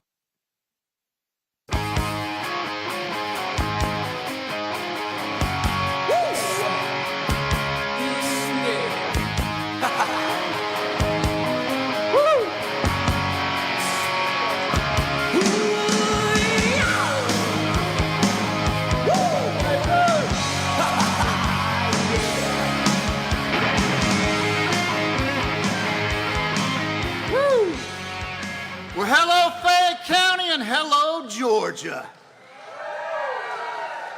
You know, I want to thank Vice President JD Vance for his leadership and for just coming down to our state today. You know, I had the opportunity to meet JD back when he was just JD on the campaign trail, probably about 3 years ago. I was up in Ohio campaigning. He was up there campaigning for the U.S. Senate, and it's odd how things work out in 3 years. But I want to talk to y'all about something. For those of you that don't know me, I am Mike Collins. Y'all, I'm just old blue-collar, small businessman, conservative that was born, raised, still live and work over in Jackson, Georgia, in Butts County. I happen to represent the 10th District in Congress, and I'll tell you something. Back in 2015, a businessman named Donald J. Trump came along, and boy, he was saying everything that we were thinking. Y'all, that's enough is enough of this mess. He took on the political class. He stood up for the workers, the American workers, and y'all, he put our country first.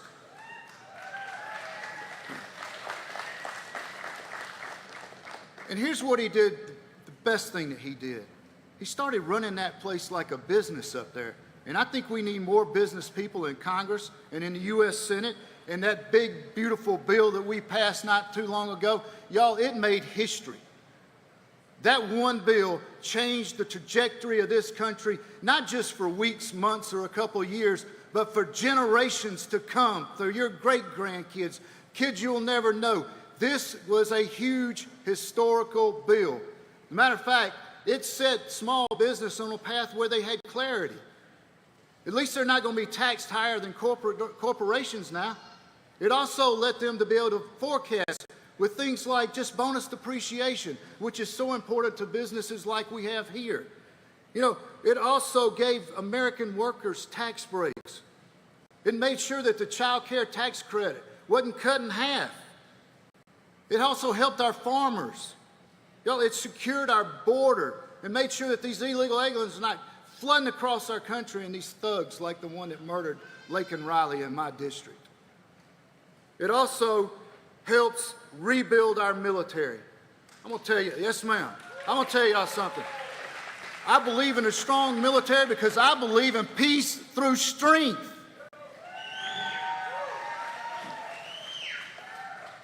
And here's the personal thing about the big, beautiful bill. There's a thing in there called the 529 Savings Plan. It just allows you to spend your money to send your child to get a technical degree, like a commercial airline pilot or aircraft mechanic certificate. That happened to be my personal bill that we pushed, couldn't get into 118th, but by gosh, we got it in a big, beautiful bill. Now listen, here's the problem that we stand at right now. And that's over in the Senate. Liberal, woke John Ossoff. Y'all, he doesn't reflect Georgia values. No. And this guy is a trust fund kid. Never had a real job in his life. He doesn't know how to build a business, make decisions that have results. Matter of fact, he didn't vote for any of this. He doesn't stand for this. He comes down to the state of Georgia, he gives us lip service. And then what does he do? He goes back up there to D.C. and he votes with that woke, liberal, left-wing, controlling group that he's under. Speaker Newt Gingrich hit it right, man. He is California's 3rd senator. Well, by God, I'm going to tell y'all something. Come November 2026, we are going to fire John Ossoff.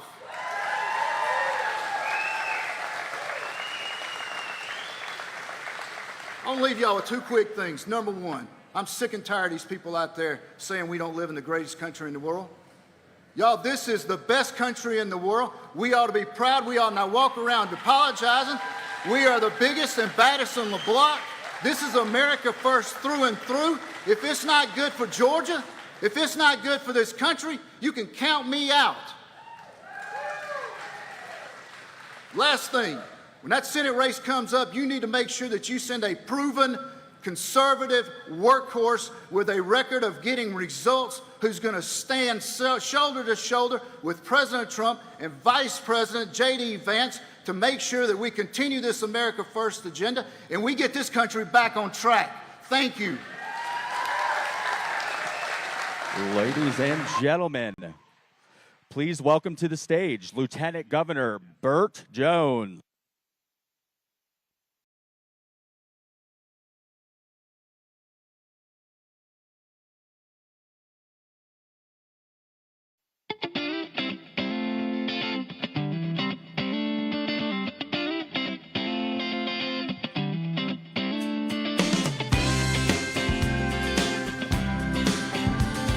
All right. How we doing, Fayette County? It is good to be here, and what a great crowd. And I want to thank the Brown family, Rex, Justin, and Eric. Where are you guys? Yeah, let's give them a big round of applause. Back there. What an outstanding facility. I got to meet some of the folks that work here for them, and met a young lady that's been working here 30 years, another one 12 years, and you can tell that this is a family business that cares about their employees and cares about the American way. Born here, raised here, and also producing a great product right here in Fayette County, Georgia. Let's give them a big round of applause.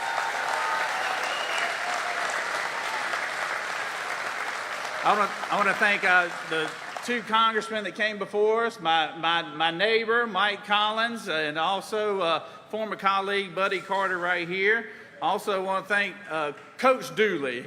Coach Dooley, he doesn't remember this, he recruited me out of high school when he was at SMU. He didn't realize I didn't have much ability, so he didn't waste much time on me, but it's good to have both of them here. I know we have Secretary Loeffler. Kelly, where are you? Kelly, she's here today. Let's give Secretary Loeffler a big round of applause, too, as well.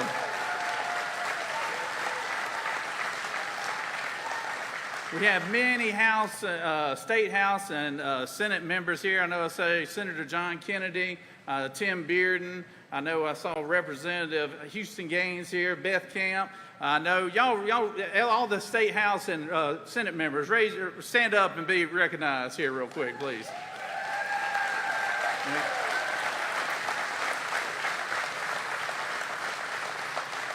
And I see former Congressman Drew Ferguson right here. Used to represent this district very well here. And I'd be remiss if I didn't mention my good friend Brian Jack, Congressman John Jack, who's the congressman here today. So if I missed anybody, I apologize. I came in the back door, how they usually let me in on places. You know, they won't ever let me in the front. But it is great to be here. I'm Bert Jones. I'm the Lieutenant Governor here of this great state, and I'm like the Brown family. I'm from a little small town over in Jackson, Georgia, and I have a family business there. I'm very proud of it, and I'm going to be running for governor because I want the great state of Georgia to continue to be a red state. So.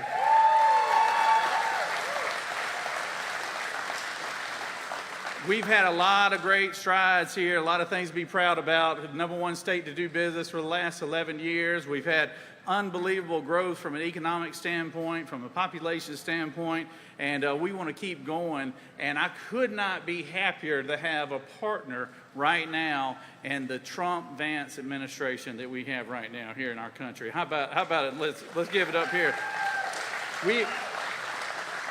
We have not had a sitting vice president come to this area of the state in 33 years, and so we want to thank Vice President Vance for being here today. I got to see him earlier today when he got off the airplane. He's excited about being here in Georgia. He's excited about promoting the big, beautiful bill, and because I'm excited because America's back, ladies and gentlemen. America's back.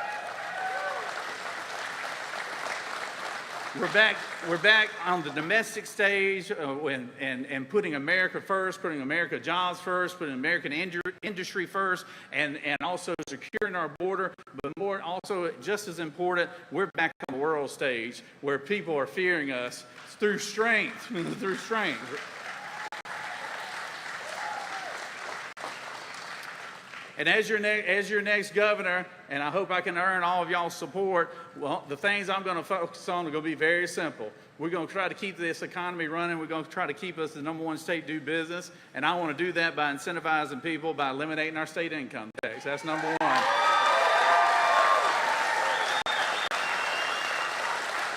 We're going to prioritize education. We're going to prioritize skill-based education in our school system. We're going to prioritize public safety. I see my good sheriff from Coweta County there. We're going to be a law and order state.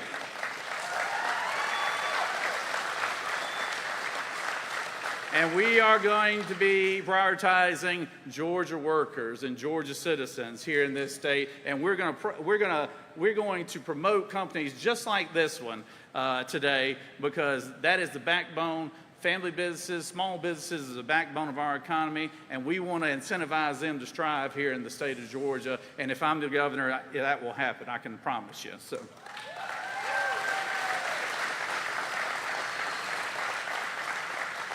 This is a great opportunity, and I will tell you right now, somebody said, who's your competition? I said, I don't worry about competition. So I think you catch more fish watching your own cork. That's an old Georgia term, if you don't know that, by the way. But I'm not going to focus on that. I'm going to focus on earning your vote. And I was proud to have President Trump's endorsement last week. He said that, thank you very much.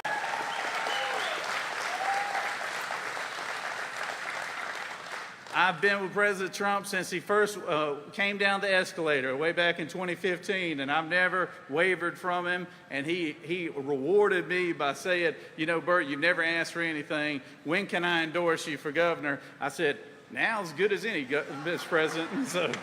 So I appreciate that, but when the Vice President gets on the stage, let's give him a great, warm welcome, a Georgia welcome, because it is such an honor to have him here today. I appreciate each and every one of y'all here. I appreciate the Round family. I look forward to seeing y'all on the campaign trail. God bless y'all, and God bless the great state of Georgia. Thank you.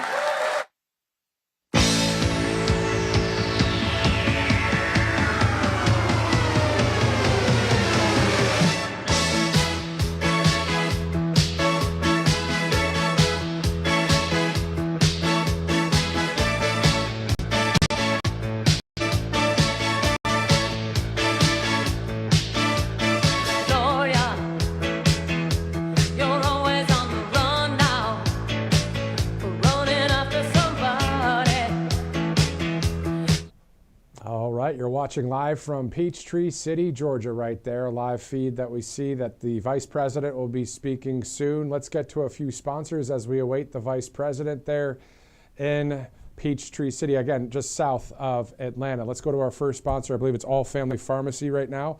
You want to be prepared, of course. You want the treatments your family might need before an emergency hits, but most pharmacies and insurance companies make that almost impossible with gatekeepers and outrageous prices. So All Family Pharmacy, they're different.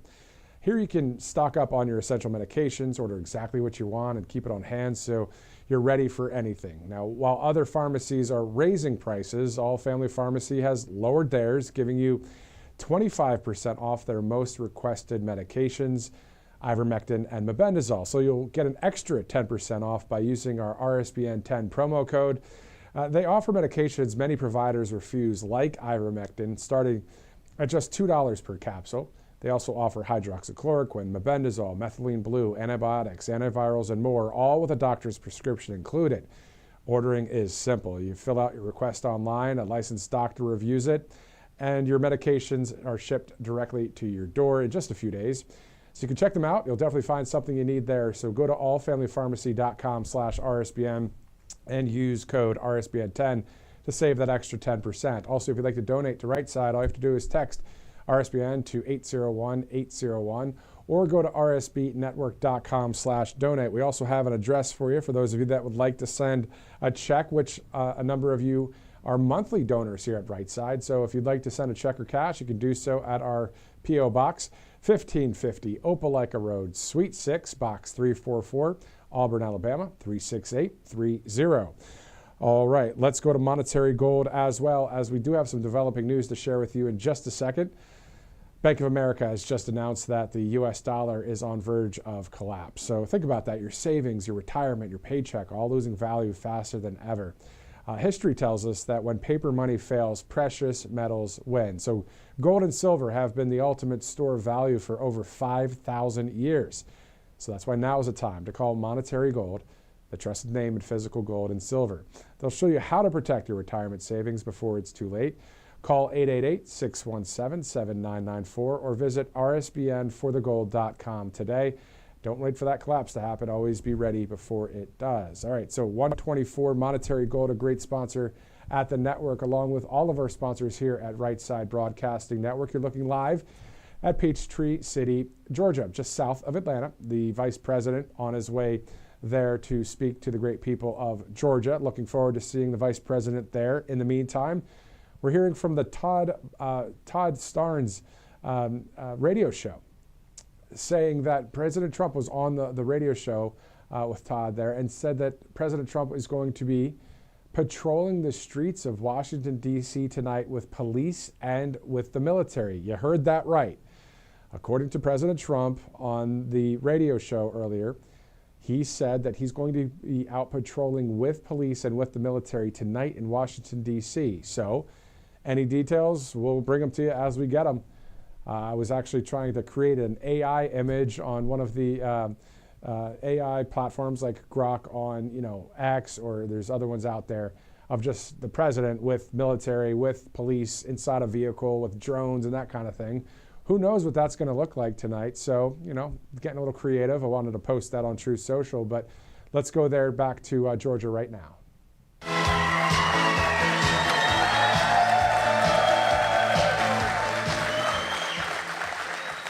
Wow, what the heck did you guys do back here? Guys, everyone, welcome to Alta Refrigeration. Guys, what an honor. This is a monumental day as we celebrate significant progress with this administration to continue to work together for a common goal. I've got one question for you guys, though. This is going to be huge.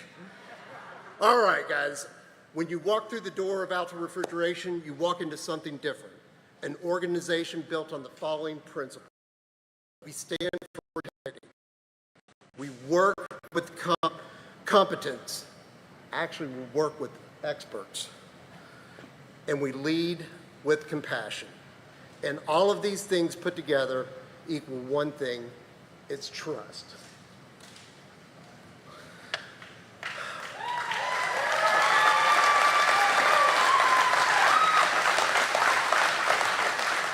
That's what drives the Alta team, and quite frankly, guys, that's what drives me. And at the heart of it all, it's all about our employees and their families. This company isn't just machinery and piping, it's people. People who show up, people who give their all, people who do the right thing every day. Thank you, guys.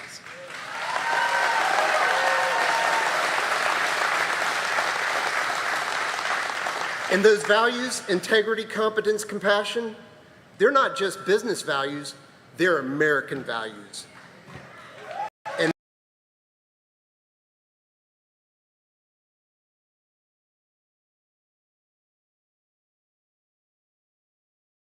military and our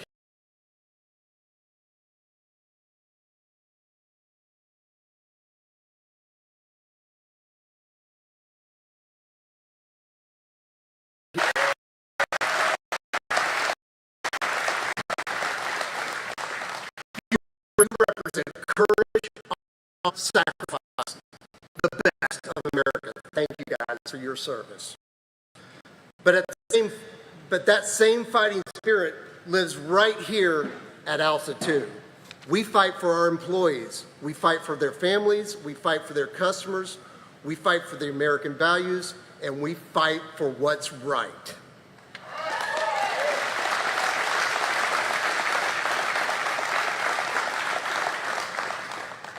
At Alta, we are a team, and when you're part of a team, you look out for each other. The American dream. That's what Alta is all about, and that, my friends, is what's happening today here. It's all about, and that, my friends, is what's happening today here.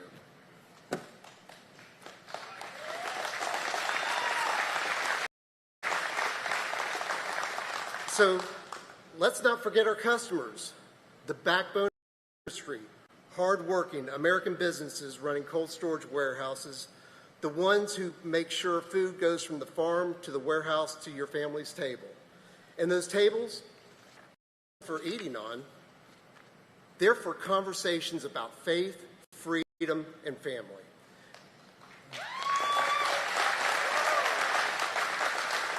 This is where American values are passed down, and this is why what we do is so important. And today, guys, again, honored and stoked. This is a monumental moment for Alta Refrigeration, a company that works tirelessly for its employees, its customers, and community, while also making safe and sustainable decisions to protect our future. Now, I'll introduce someone very, very special.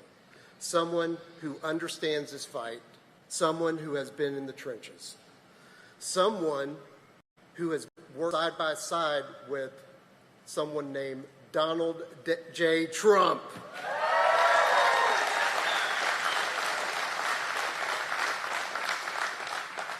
Someone who is detailed and dedicated to the people he serves. In my book, guys, this man is a rock star, and he is here with us today. Hold on. Ladies and gentlemen, this rock star is none other than our Congressman, Brian Jack.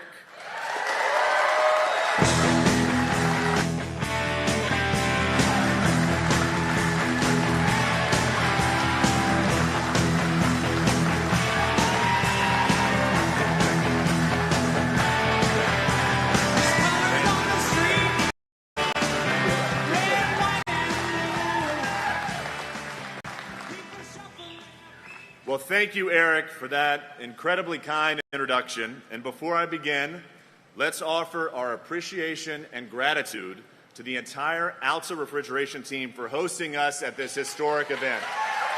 Thank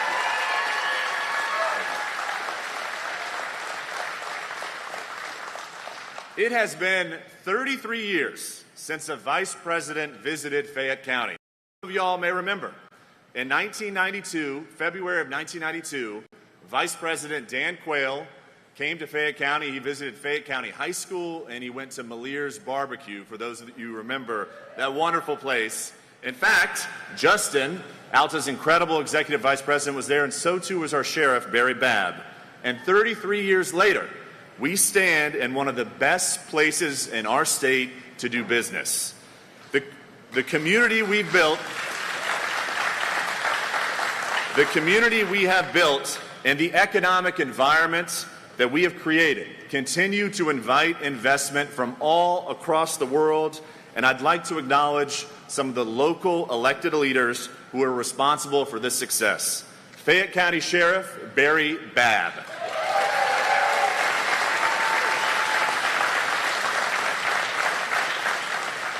Fayette County Judge Jason Thompson and his wife Alicia Thompson.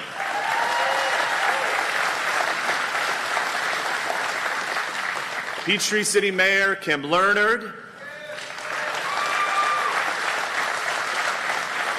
Peachtree City Mayor Pro Tem, one of my good friends, Clint Holland.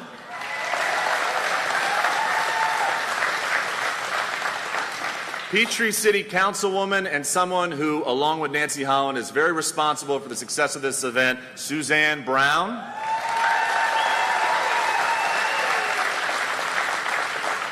Peachtree City Councilwoman Laura Johnson. Former Peachtree City Mayor Steve Brown.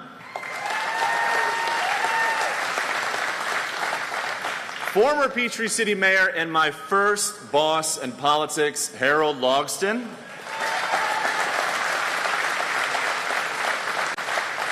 Former Peachtree City Councilman Mike King. Tyrone Mayor, just up the road, Tyrone Mayor Eric Dial. Tyrone Councilwoman Jessica Whalen. This gentleman is the Dean of the Mayors of Fayette County. We've got Woolsey Mayor Gary Lagos. State Representative Karen Mafiak. and my predecessor, former Congressman Drew Ferguson. Now, if I can also ask all of the brave men and women of our law enforcement to stand up so that we can acknowledge your service. Thank you for protecting our community.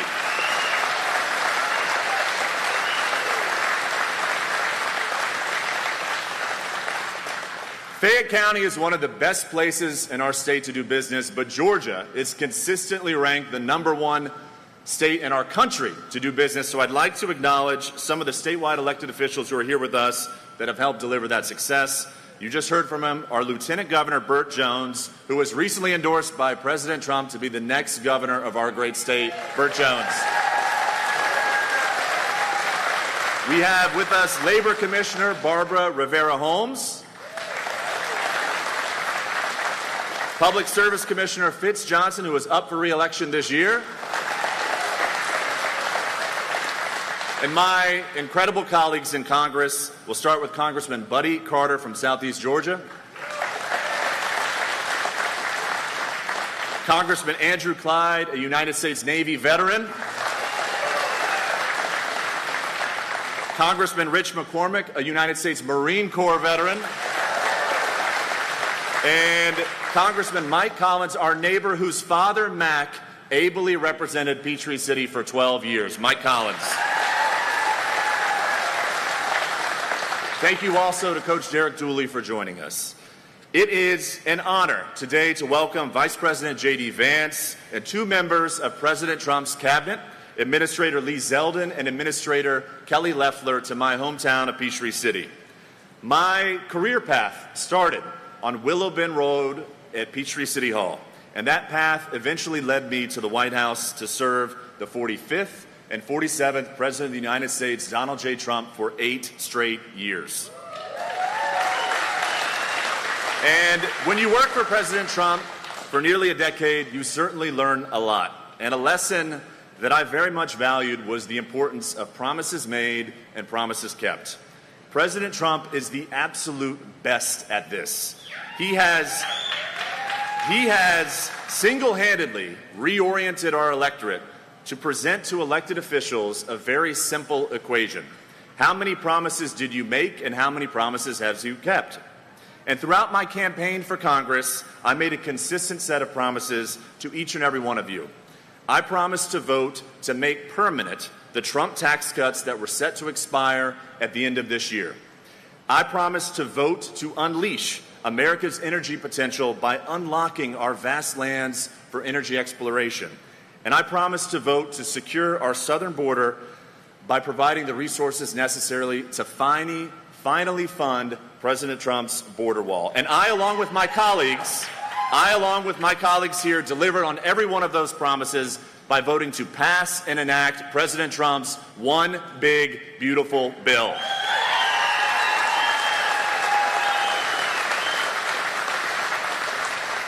I also promised to continue the historic deregulation that President Trump achieved during his first term. And one of my first actions in Congress was to fulfill this important pledge.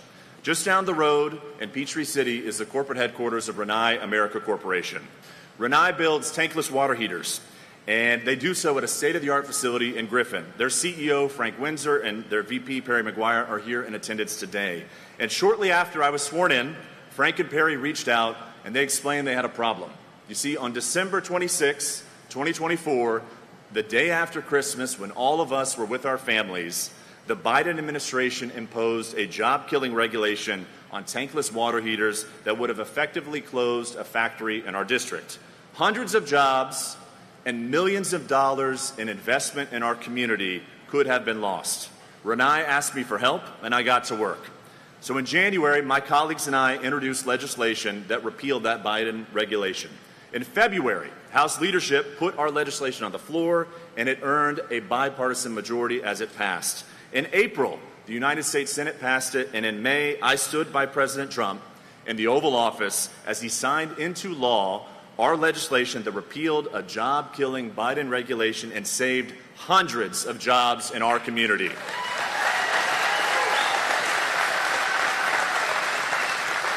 Because of this success, the leadership here at Alta reached out to me and said they had their own challenges they needed help navigating. And again, I got to work. You see, in 2023, the Biden administration imposed a sweeping set of accelerated regulations on the refrigeration industry. The regulations very specifically targeted the cold storage warehouses that are manufactured here in this facility. And if these regulations go into effect next year, the cost of production would be 2 to 3 times higher than what it is today. My team and I continue to work diligently with the incredible staff of President Trump's and Administrator Zeldin's Environmental Protection Agency to support the 150 hardworking Georgians at Alta, and I look forward to delivering regulatory relief to each and every one of you today.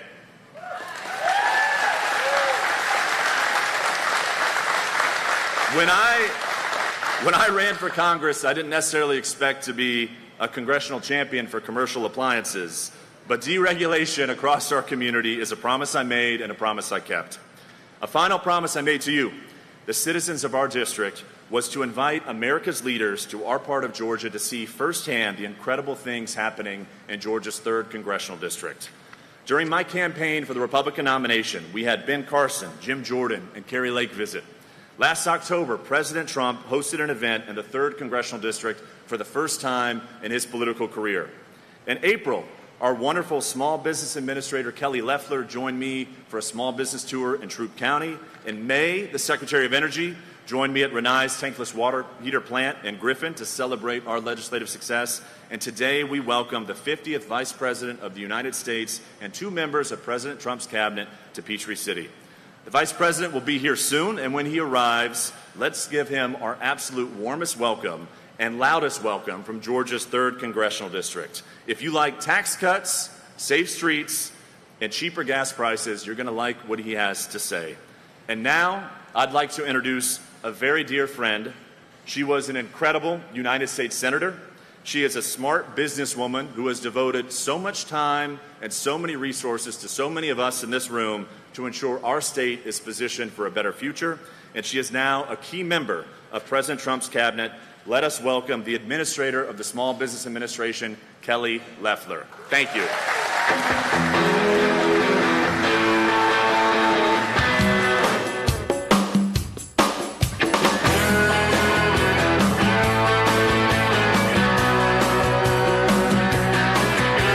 Sun coming up over New York City. Hello, Georgia!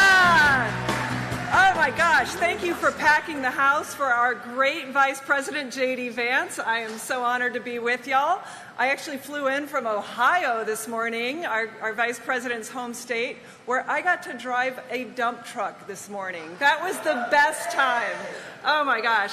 First of all, I want to make sure that you know that your great Congressman, Brian Jack, here in the 3rd District, is fighting for you every day. I know he's been called a rock star. Now I want to call him the real deal. This guy's fighting for you. Let's give him a hand.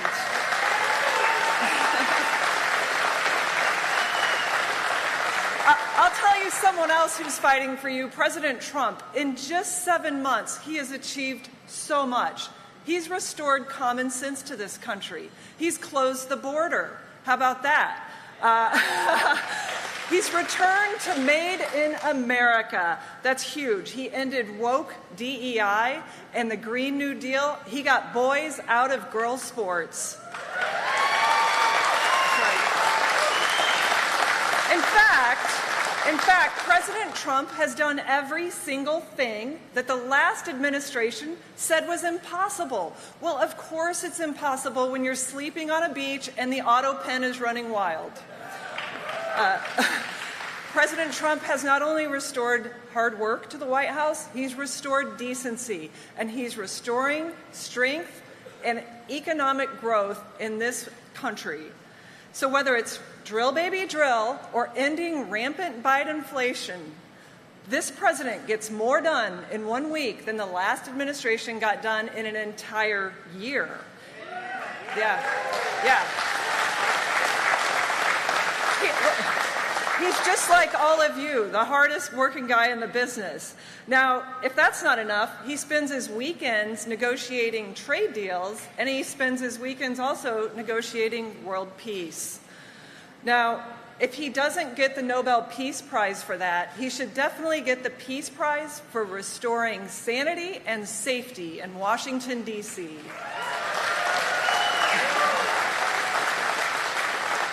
And look, President Trump does it all for hardworking people like everyone that's here today.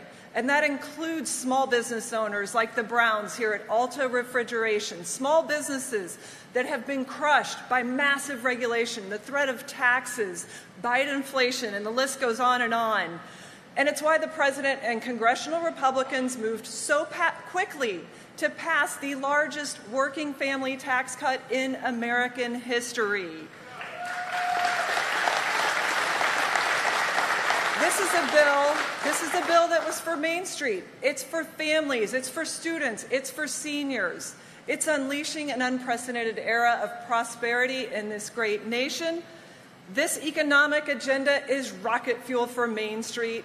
I have seen it firsthand. I have been in 24 states so far, and I have talked to manufacturers who are spring-loaded for growth with 100% expensing for Made in America. I've talked to welders and mechanics who are going to take on more hours thanks to no tax on overtime. What a concept! Yes. I've visited with barbers. I've talked to waitresses. They're going to take on more shifts because of no tax on tips. And I have talked with working families right here in Georgia who are going to take home $10,000 more every single year because of the one big beautiful bill.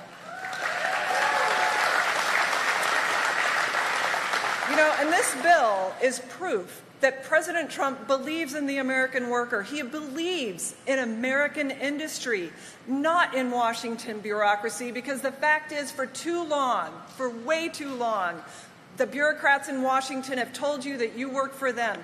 Those days are over. This government works for you.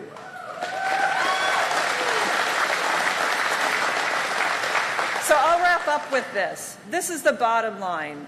Every single congressional Democrat voted for a $4 trillion tax increase on you. That includes 2 senators from right here in Georgia. We won't forget those votes, but they won't stop this powerful economic agenda. That's right, because President Trump and Vice President Vance are only getting started. They understand that it's not about making sure Americans aren't left behind. It's about putting Americans first.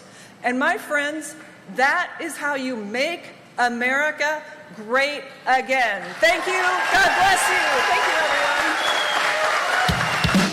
Shut!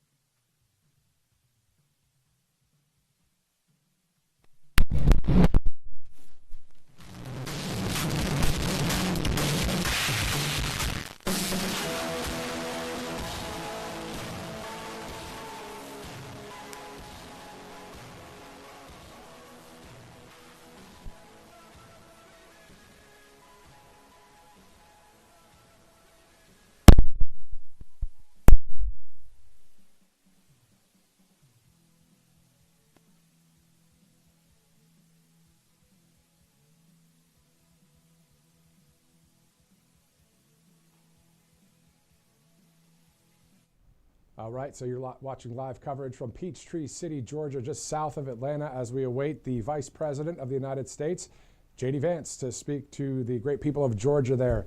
Everyday Americans just like us, we look forward to seeing the Vice President there. As soon as we see the Vice President, we'll take you back there live.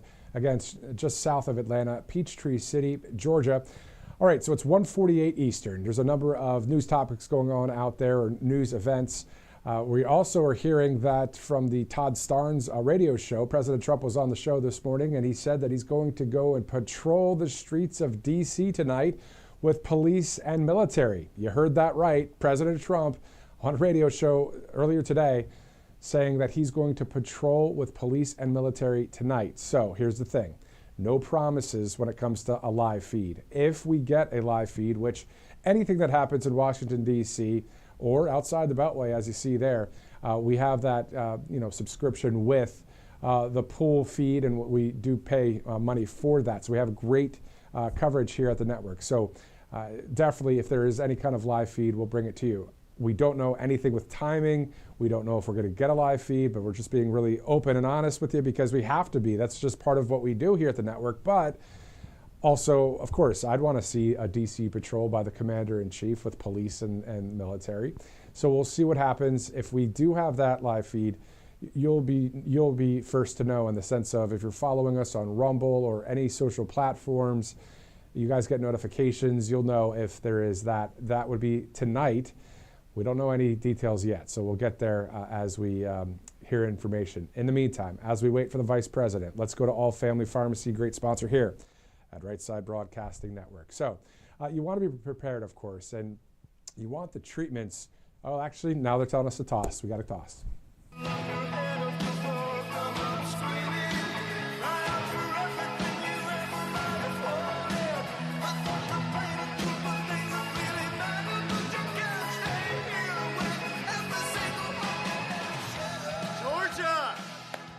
Fired up and ready to see our Vice President JD Vance?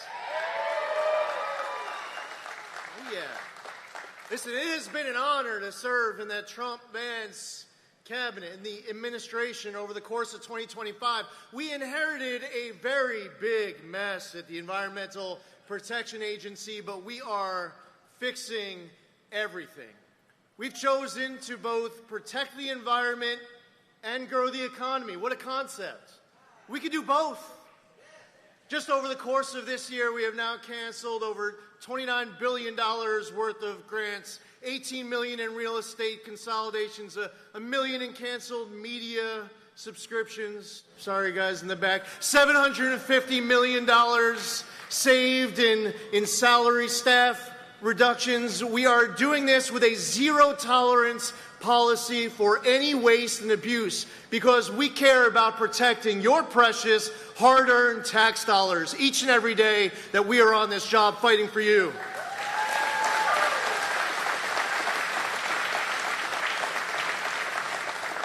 The one big, beautiful bill that Congress just passed and President Trump just signed ended up rescinding billions of dollars in green slush funds that were going towards the friends of the last administration.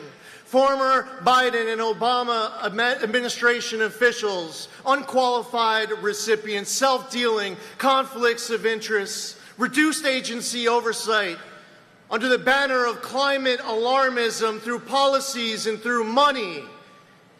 They have taken this agency and this government in the wrong direction. And each of us, we inherited our own messes, but we are motivated for you, understanding what the Trump-Vance mandate is, what the American public voted for last November, and we are committed to doing everything in our power every single day to fight for you and to make you proud. Is President Trump and JD Vance making you proud every day that they're in office? Oh, yeah. It's an honor to serve alongside them.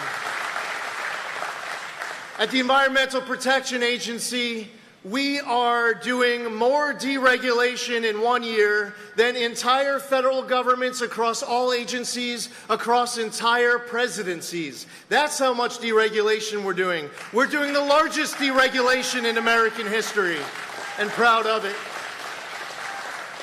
Last week I was in Iowa with our great administrator, Kelly Loeffler, and we made an announcement along with the Secretary of Agriculture, Brooke Rollins, because we heard from Georgia's farmers and others about diesel exhaust fluid and the need to reverse the crazy deratement. So we made that announcement on behalf of Georgia and Iowa and across this country to reverse the deaf derangement.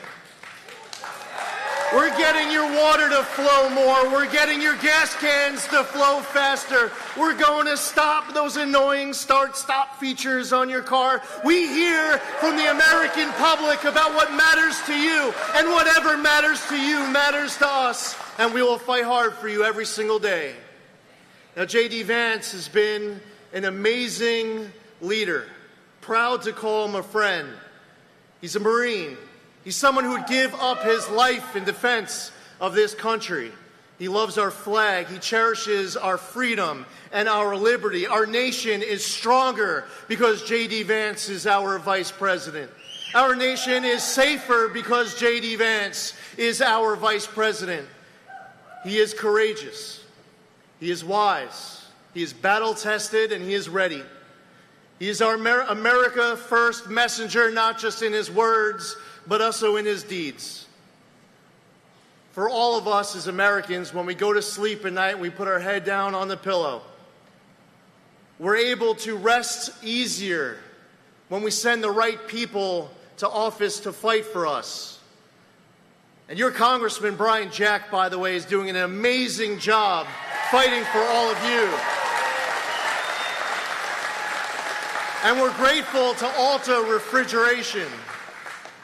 And as I was just discussing with our vice president backstage, we at the Trump administration are heeding the call of Alta Refrigeration. See, there was a new regulation called the Technology Transition Rule that came out, and they were getting rid of all different kinds of access to refrigerants where costs were going up, supply was going down, it was costing more to be able to fix that system. And Alta Refrigeration and grocery stores and the semiconductor industry and residents all across America were speaking about the impacts of this rule. So once again, here we are every day, another decision, another dollar, another moment, another opportunity to fight for you. We're here to announce that in the coming days, we will be releasing a proposal that will fix this mistake of the technology transition rule. We will deliver on what Alta Refrigeration has been asking for and demanding from this federal government, and we will deliver for Georgians who are tired of being sick and tired of people who aren't representing them.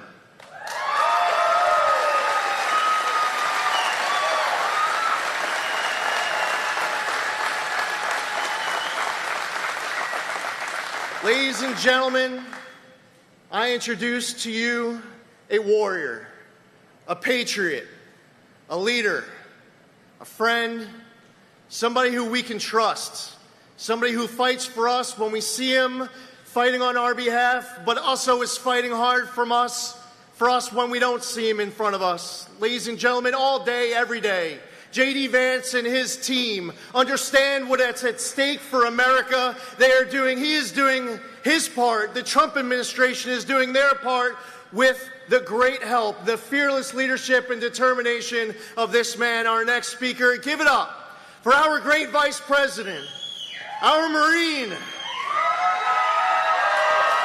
JD Vance. Brought to you courtesy of the red, white, and blue.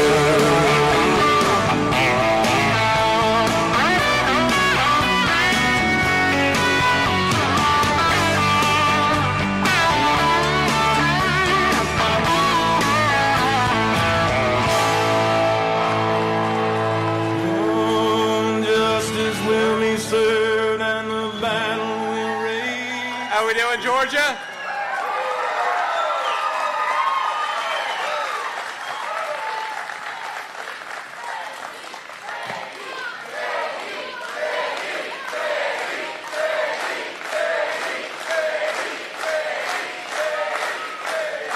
Thank you. Please, it's great to be in Peachtree City, and I gotta say, you guys have got a hell of a congressman. How much do we love Brian Jack here in the 3rd District of Georgia? Thank you, Brian.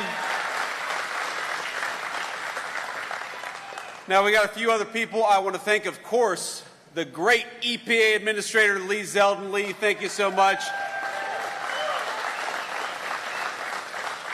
And proud Atlanta native Kelly Loeffler, thank you for all you're doing at the Small Business Administration.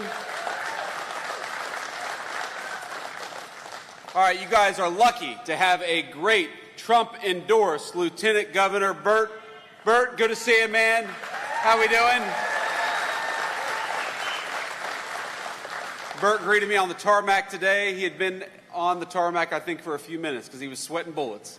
And that hot Atlanta sun, I felt bad for him, but Bert, thank you. You're going to make a great governor for the state of Georgia, and we're with you every step of the way.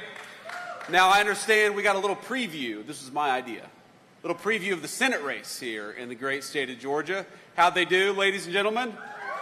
You good? Well, let me thank Coach Derek Dooley. Derek, thank you for being here. Let me thank Representative Buddy Carter. Buddy, thank you. Good to see you, man. And, of course, the great Mike Collins. Mike, thank you for everything that you do. It's good to see you, man.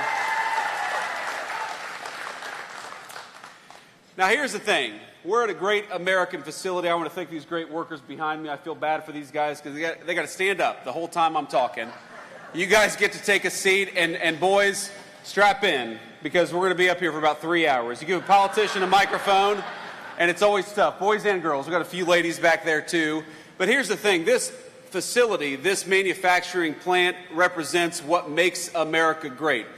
Because the products that you build, the jobs created here, the ingenuity and the technology and the development and all the things that actually make America run are built right here at this incredible facility. So thank you to Alta, thank you to the workers, and thanks to the people who make this facility run. Now, I heard something before I went on, because there's this big refrigerator right behind me, right?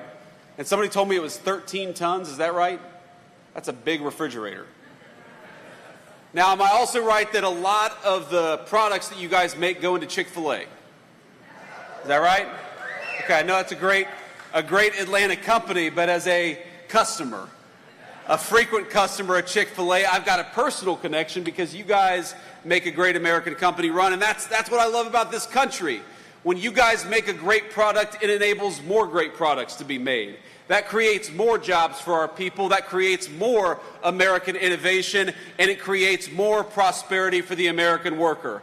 And I'm here, of course, as a representative of the President of the United States that has done more for the prosperity of the American worker than any president in a generation. So can we give it up for President Donald J. Trump, because I know he's watching.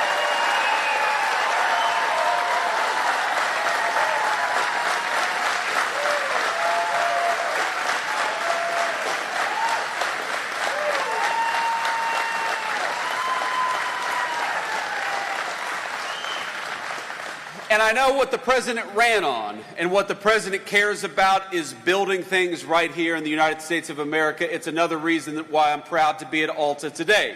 Because for a generation in this country, we had American presidents and American political leaders, and let's be honest, folks, it wasn't just Democrats, it was Democrats and Republicans who would ship our jobs overseas, close our factory doors, and do not a damn thing for the American worker.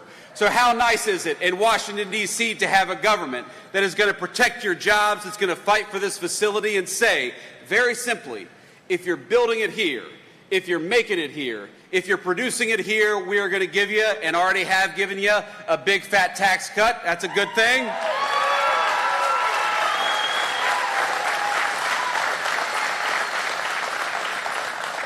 But if you make it overseas, if you try to do something with a foreign worker as opposed to an American worker, if you try to ship our great American jobs and great American factories overseas, then you are going to pay a big fat tariff before you bring that crap back into the United States of America.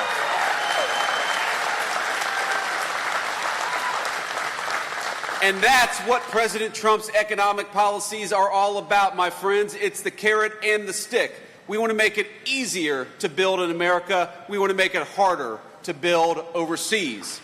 We want to make it easier to rely on our great American workers because we got a lot of them. American businesses ought to employ American workers. And we want to make it harder to employ foreigners to take those jobs from the Americans who deserve them. And most importantly, if you're working hard every single day right here in the United States, or if you're building a business right here in the United States, you ought to have a tax code that rewards you instead of punishes you, and that's what happened when we passed the Working Families Tax Cut just a couple of months ago, and of course, Brian Jack was a critical part of that, so you should be proud of your congressman.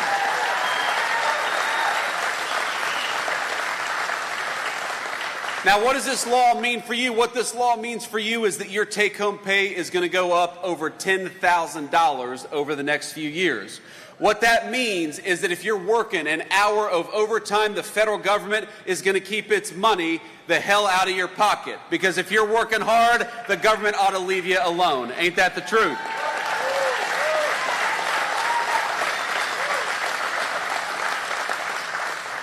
To any single moms out there, any single dads, any people who work hard every single day. I had a single mom, and for a time my mom worked at a restaurant. She waited tables, like a lot of folks out there.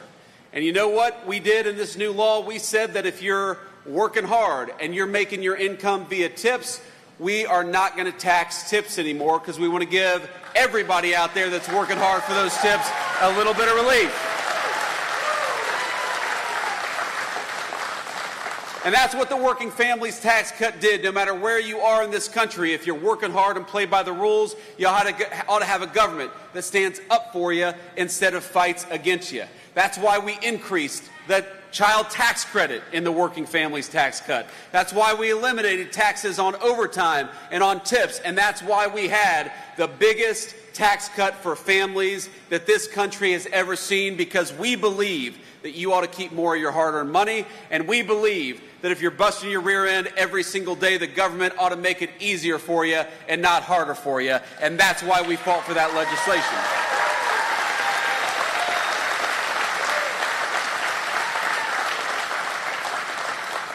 Now, I am just a vice president. I'm just a lowly politician, but I'm going to try my hand at prophecy today, ladies and gentlemen, because I see the future of the state of Georgia, and in about a year, you are not going to be able to turn on the television without Senator John Ossoff pretending that he supported the Working Families Tax Cut when in reality he voted against it. And I saw a TV clip of him today. You know why he said he voted against no taxes on overtimes? You know why he said he voted against no taxes on tips? You know why he said that he voted to raise your taxes by the biggest amount in a generation in this country? Because he's allegedly worried about people getting kicked off their health care. Well, you know what? The President of the United States made a promise, a sacred promise, that the only people who are going to lose access to health care are illegal aliens who shouldn't be in this country to begin with.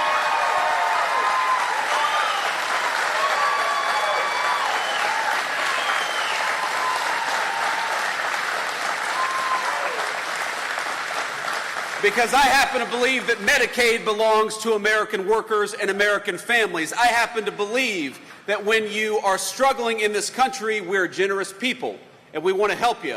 But we want to help the people who have the legal right to be in the United States of America. So it's not about kicking people off of health care. It's about kicking illegal aliens the hell out of this country so that we can preserve health care for the American families who need it.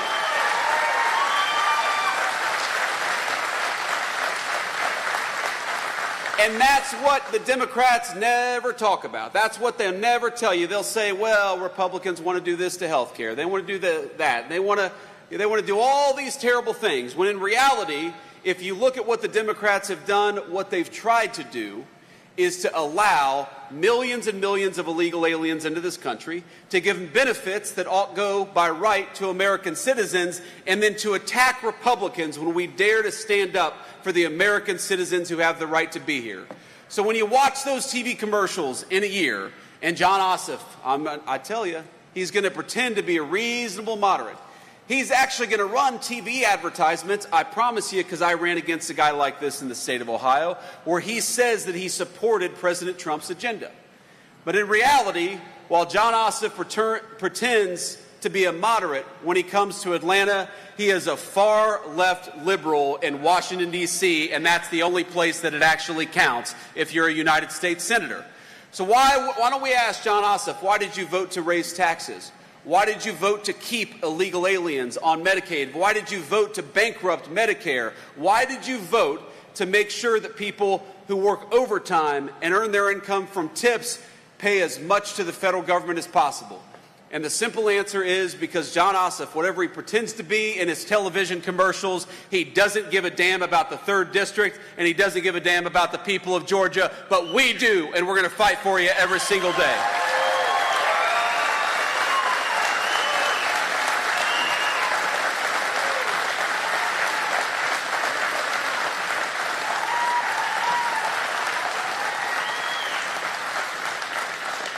Let me just leave you, my friends, with a final thought. I want to thank you all for being out here, and again, thank the folks behind me, the great workers of this facility.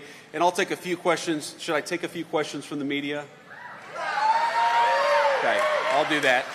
So we'll take a few questions from our great reporters, hopefully some local reporters back there, but I'm sure some national fake news as well. But, you know, I went to Union Station in Washington, D.C. yesterday. Anybody here ever been to Union Station? Okay. It's a beautiful, beautiful building, really a monument to American greatness. I was walking around, I was looking up at it, these beautiful high ceilings. It looks like something out of a fairy tale. And I remember that 2 years ago, when I took my kids to Washington, D.C.'s Union Station, I actually had a crazy person screaming at my 3-year-old kid.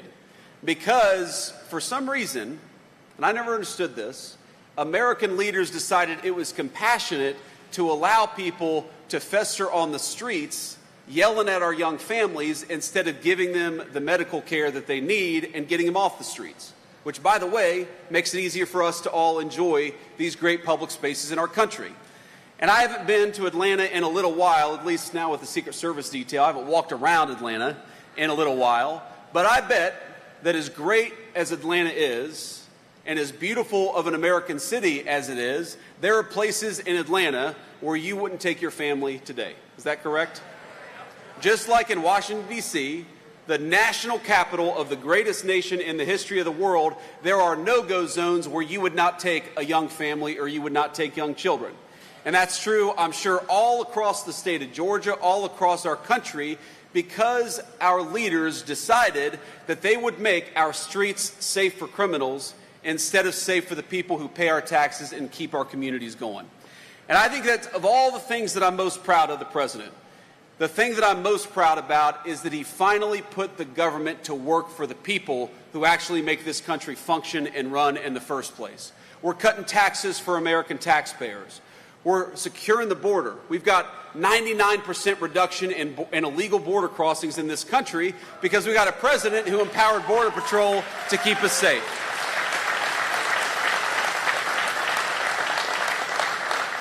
And we got a president who's standing with law enforcement to make it easier to clean up our streets, to make them safe for our young families. If you're a person, I don't care what your political party is, but if you're a family and you want to take your kid to a nice meal in downtown Atlanta, it's about a 40-minute drive, take your kid to a nice meal in downtown Atlanta, you ought to be able to without being harassed by a criminal. We got to take America's streets back for the American people, and that's what the President of the United States is doing every single day.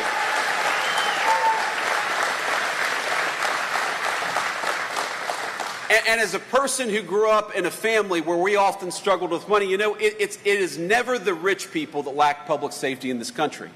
When we go to war against our cops, when we flood the border with illegal immigration, when we close down great American factories, it is the people the Bible calls the least of us that struggle the most and hurt the most. So I'm proud to be here as your vice president. I'm proud to be here as a representative of President Trump. Thank you.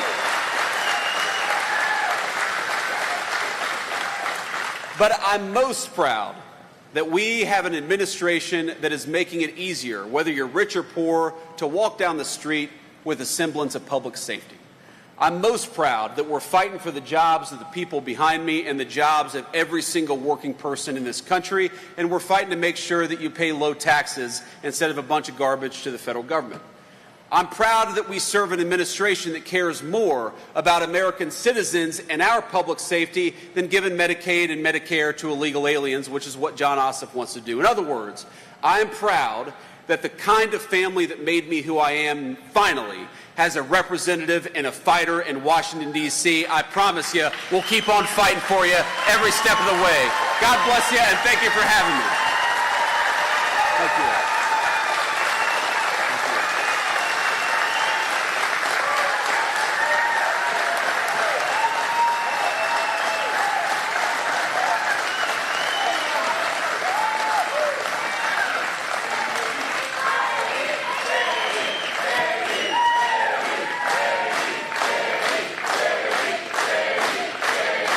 Thank you all. Thank you.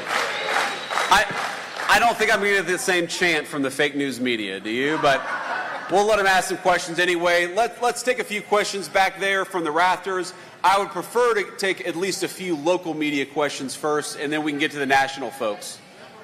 Semper Fi, sir. God bless you.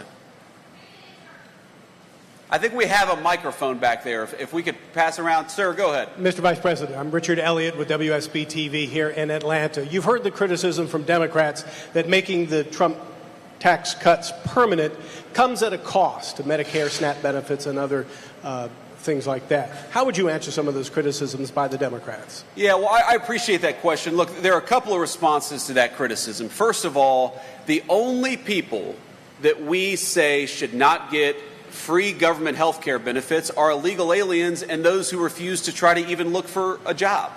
It's very common sense. We want, and look, we are going to bankrupt this country if we keep on giving the people's benefits, the people's Medicare, Medicaid, and Social Security benefits to illegal aliens who have no legal right to be in this country and never paid into the system to begin with. That is never the design of those programs, is to give them to every person all over the world. They ought by right to belong to the American citizens who paid into those programs to begin with. And that's what we're fighting to make sure happens.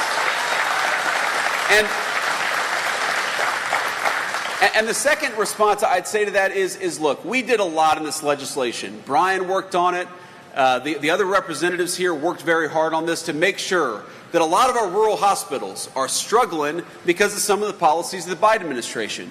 So what we did is we put a lot of resources and a lot of changes in regulations to make it possible for our rural hospitals to stay open despite what the Biden administration did to them for 4 years. So our policy is very simple. Whether you're in a big city or a small town, we're going to fight for your access to health care. Whether you're an American citizen who's been here for 70 years or an American citizen who's been here for 2 years, we're going to fight for your access to a government that serves you. But if you're an illegal alien, you do not deserve government-paid health care benefits. You need to get out of our country, and that's as simple as that.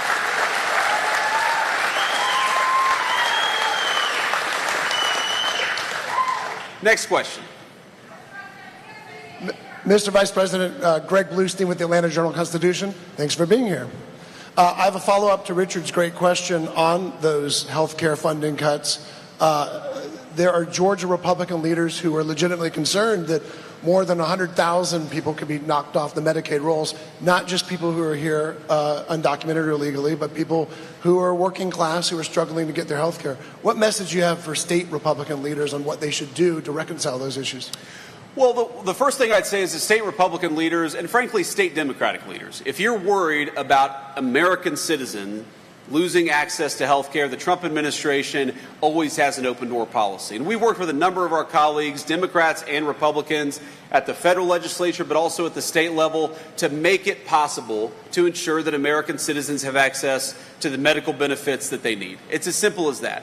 So you're always going to have an open door. Now, we understand that reforms are complicated. Sometimes this stuff takes time to work itself through the system. Many of the changes in the working families tax cuts to Medicaid, you're not going to see that stuff. It's not even, some of it doesn't even go to effect for 6 or 7 years, in part because we want to give enough time to work with people to make sure that American citizens do not lose access to those critical benefits. So if you look at the way we design the law, if you look at the way that those reforms are implemented, and if you look at all the other things that we're doing, we want to work with people to make sure that American citizens get what they're entitled to. What we do not want is people who have no legal right to be here to benefit from the generosity of the American taxpayer and to bankrupt those programs. So long as you're willing to work with us on those goals, we'll work with anybody, whether you got a D or an R next to your name, because we care about this country. We want to make sure it's secure and healthy.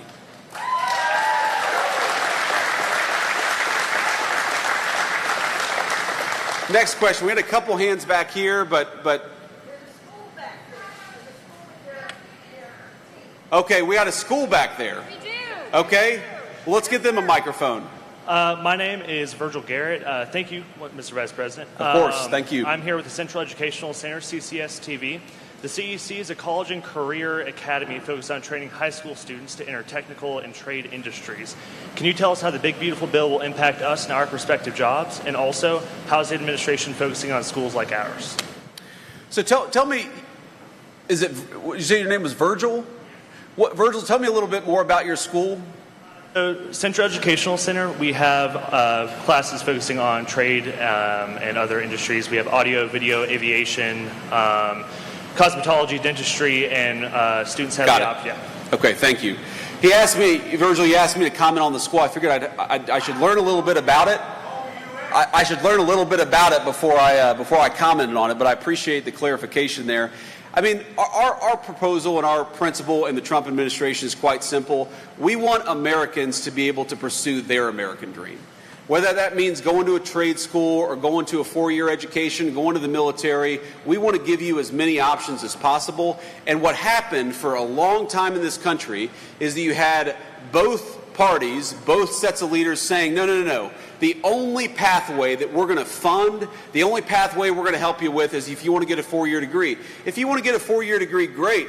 But if you want to be a plumber or an electrician or a pipe fitter, your government ought to fight for you too. And that's exactly what we want to make happen.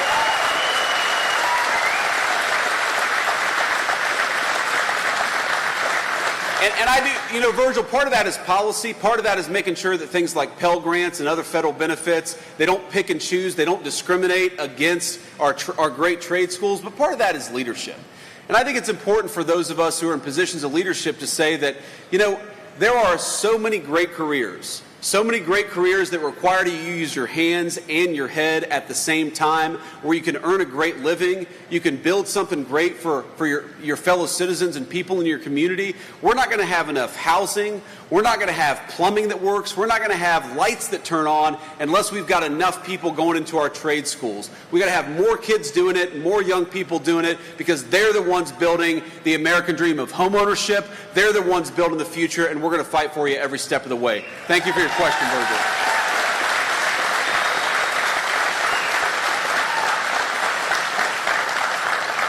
And let's do a few more questions here, and then I'm going to have to hit the road. Sir. Where have we got a microphone? Vice President, Raul Bally, WABE Radio here in Atlanta. Wanted to ask you about something, your final topic on safety. Do you see the administration putting soldiers in the city of Atlanta? Well, look, what we've done is we have focused on Washington, D.C. because it's a federal city under our jurisdiction, but we certainly hope that whether it's Atlanta or anywhere else, people are going to look around and say, we don't have to live like this.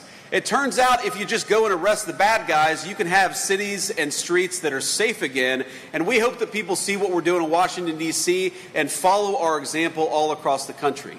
I'm a big fan. Look, I grew up in a small town. I love our beautiful countryside and our rural areas, but I love our big cities too.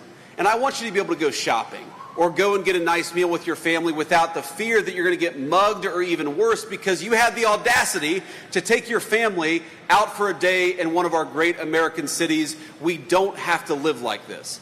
All we need is politicians who actually care more about public safety for American citizens than they do for violent criminals. In Washington, D.C., in 10 days of what Donald Trump has done in Washington, D.C., did you know armed robberies are down 55% in our nation's capital? It's amazing.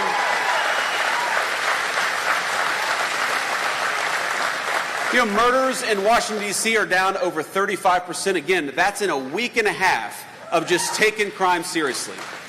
And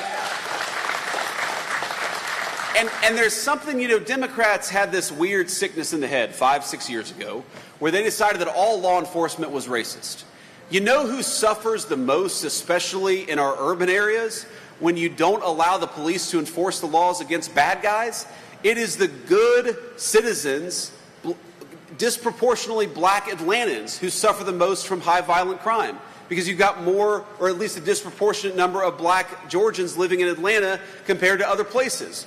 So when you empower police to prosecute violent criminals, that's not racism, that's empowering everybody, black or white, to live safely in their communities, and that should be the God-given right of every American citizen to walk down the street in safety and comfort. God bless you, sir.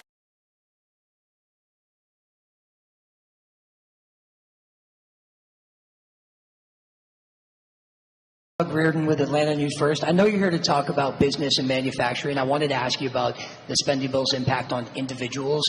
There was a nonpartisan Congressional Budget Office report that came out last week showing that the bottom 10%, the poorest Americans, would lose about $1,200 a year on their income, while the top 10%, they would add about $13,000 annually to their income. Can you justify for those poorest Americans those differences? Well, first of all, the Congressional Budget Office, sometimes they put out reports that are absolutely atrocious, and I think this is a good example of a very atrocious report. The most important thing for people who are living at the bottom of the income ladder is that they not pay taxes on their income sources. So if you're working hard and you're working overtime, you're going to get a big fat tax cut. If you're working at a restaurant or some other business where you're earning your wages primarily through tips, you're going to get a big fat tax cut. And most importantly, the president's economic policies are going to prevent your job from being shipped off to Asia or to Mexico. That is the very best thing for people at the bottom of the income ladder, and that's why we have the economic policies that we do. If you go back 50, 60 years, what is the fastest period for blue-collar wages rising in the United States of America? It is the time that we are living in right now, thanks to the economic policies of Donald J. Trump.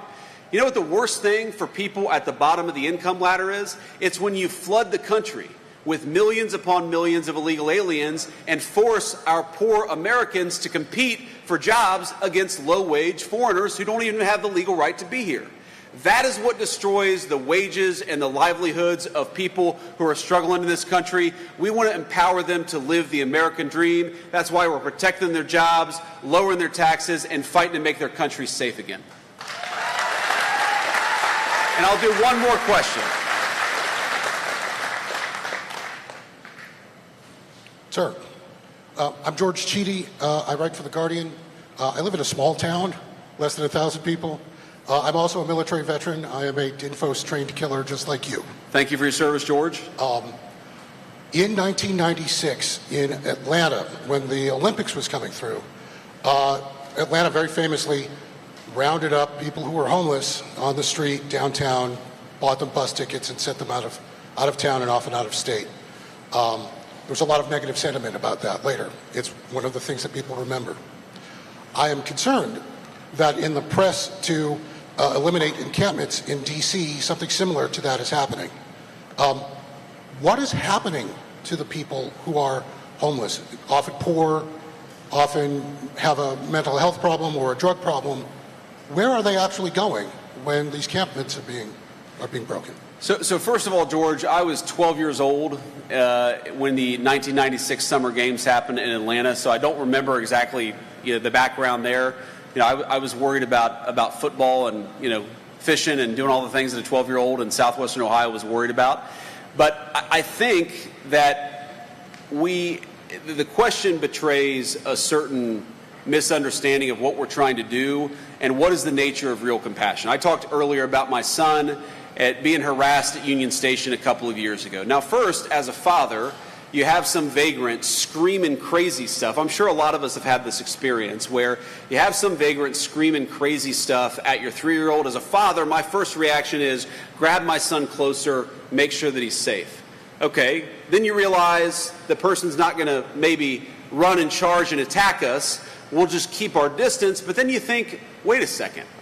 Why have we convinced ourselves that it's compassionate to allow a person who's obviously a schizophrenic or suffering from some other mental illness, why is it compassionate to let that person fester in the streets?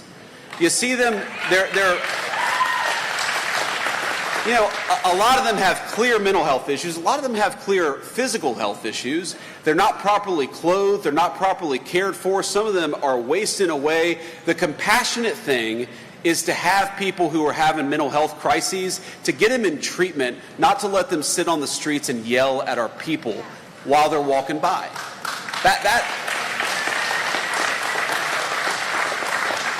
And so the president actually signed an executive order to make it easier for some of these people to get access to mental health treatment. And I don't know for the life of me what happened in this country where we decided that the compassionate thing was to let somebody fester on the streets instead of get the treatment that they need. It's very simple to me. And I don't know why we accept it as parents and as grandparents and as people who just want to walk down the street in comfort, why we accepted that it was reasonable to have crazy people yelling at our kids. You should not have to cross the street in downtown Atlanta to avoid a crazy person yelling at your family. Those are your streets, paid for with your tax dollars, and you ought to be able to use them like any other citizen of this country. So let me close. I know I said that was the last question, so let me just close with this thought. You know, there are a number of things I could say about President Trump's leadership and a number of things I could say about what we're trying to accomplish in the Trump administration. Put very simply, we're trying to make America great for Americans again. When you hear that phrase, make America great, we want you, as a taxpayer, as a worker, as a business owner, we want you to be able to enjoy the incredible benefits and bounty of the United States of America. This country was built by your grandparents, by your parents, by your forebears. You ought to have the right to live a good life in this country that wouldn't even exist were it not for the hard work of so many generations who came before us. They didn't put in that work. They didn't build this great country. They didn't carve the greatest civilization in the history of the world out of a wilderness so that their ancestors and their descendants could see it fall into disrepair. They did not build, look at Atlanta, it's a beautiful city. It's one of the most beautiful cities anywhere in the world. The people who built Atlanta did not build it so that you would not be able to walk down the streets of Atlanta safely at night. They built it so that you could enjoy it. They built this country so that we could make an even greater America out of it. And the policies of the Trump administration are meant for one simple reason: to empower you to live a great life in this country that all of us love. We've got a lot of work done in the last 7 months. We're going to do a hell of a lot more work in the next 3.5 years, and we're going to fight for you every single step of the way. God bless you.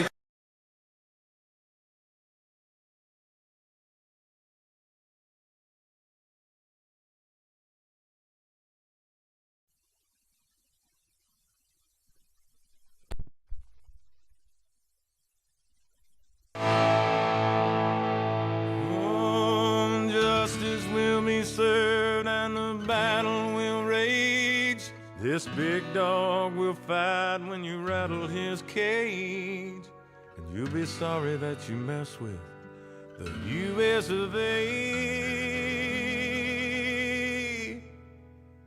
'Cause we'll put a boot in your ass, it's the American way. Hey, Uncle Sam, put your name at the top of his list, and the Statue of Liberty started shaking her fist, and the eagle will fly, and it's gonna be hell.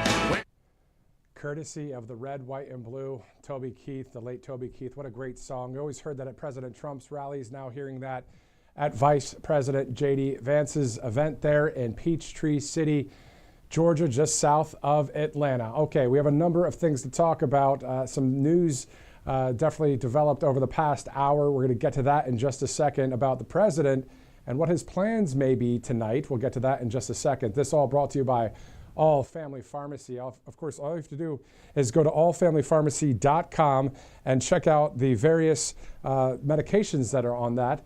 You want to be prepared, of course. You want the treatments your family might need before an emergency hits, but most pharmacies and insurance companies make that almost impossible with gatekeepers and outrageous prices. So All Family Pharmacy is different. Here you can stock up on your essential medications, order exactly what you want, and keep it on hand so you're ready for anything. Now, while other pharmacies are raising prices, All Family Pharmacy has lowered theirs, giving you, get this, 25% off their most requested medications, ivermectin and mebendazole, plus an extra 10% off with the promo code RSBN10.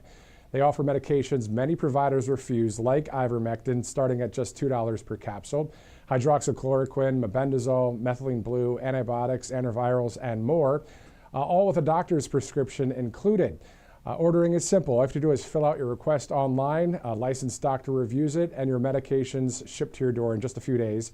So you can check them out. You'll get everything that you need at allfamilypharmacy.com/RSBN and use that code RSBN10 to save that extra 10%. So great to have All Family Pharmacy as a great sponsor here at Right Side. Let's also go to callshe.com. If you want to get the app or just go to the website, you can do so. You can bet, trade, or just check out the polls that are on there. Everything from science, technology, politics, faith, sports, weather, all sorts of topics. More than 1 million users on Call Sheet. And again, you can get that app, or you can just use that QR code, or go to callsheet.com/RSBN, a great sponsor here at Right Side Broadcasting Network. Okay, so it's 2:34 Eastern Time. We're hearing that the President of the United States told Todd Starnes on his radio show this morning that President Trump's going to patrol the streets of D.C. tonight with the police and military. So the president was on that radio show with Todd this morning, and it's making its rounds all throughout social media and all over the place in TV, radio land, that President Trump is going to be patrolling the streets of D.C. with police and military tonight. So the commander-in-chief, the top cop, the chief law enforcement officer in the federal city tonight. So here's some inside baseball. Right now, we haven't heard from the White House on a confirmation. Obviously, the president is the confirmation by saying that, but the confirmation of what time this may be, if there's going to be a pool feed of this. As soon as we know anything, we'll be sure to post about it, whether it's on Truth Social, X, on our website, on Rumble, on YouTube, wherever you're watching. We definitely, of course, if we know that there's going to be a live feed of this kind of event, we'll be able to bring that to you. And we'll just monitor it just as you will out there. Speaking of making D.C. safe again, the DOJ just released a video in regards to making Washington, D.C. safe again. Take a look.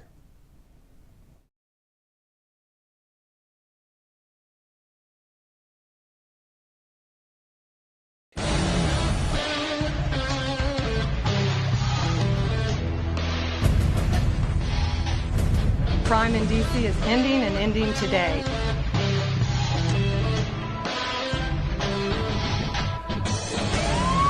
We will not negotiate with those who are killing our family members.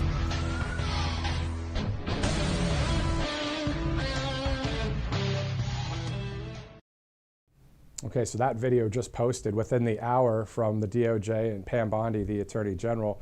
Again, we're hearing that the president will be out there tonight. We'll see if we get a live feed. If anybody does, of course, we would always get it as Right Side Broadcasting Network, as we have a pool feed that's based there in D.C. That we get videos from, and it's all live. If not, there's a tape delay.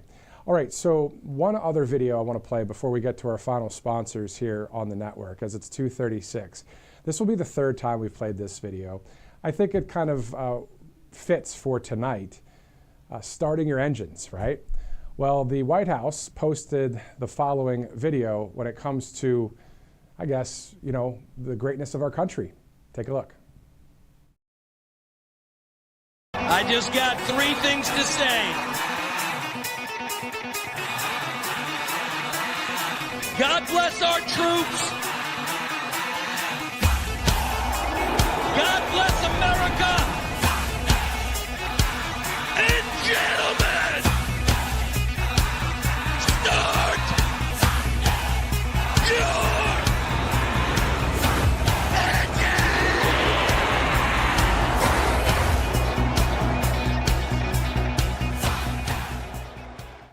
Oh, what a video. Man, that's a good one. All right, so let's talk about a few more sponsors. And then again, as soon as we hear anything about a live feed regarding tonight's D.C. patrol by the president, that'll be quite awesome to see. We'll let you know. And again, we're not promising anything. Trust me, I want to say, hey, we have a feed at this time or whatever. Well, we haven't seen anything yet, but we have all of our correspondence that we get from the White House Office of Communications. We get that email just like any network does. So we'll also monitor President Trump's Truth Social page. Sometimes he says, hey, at this time tonight, this is going to happen. So, well, maybe we'll all see each other again a little bit later. We'll see. But let's go to angelpaste.com, great sponsor here at the network.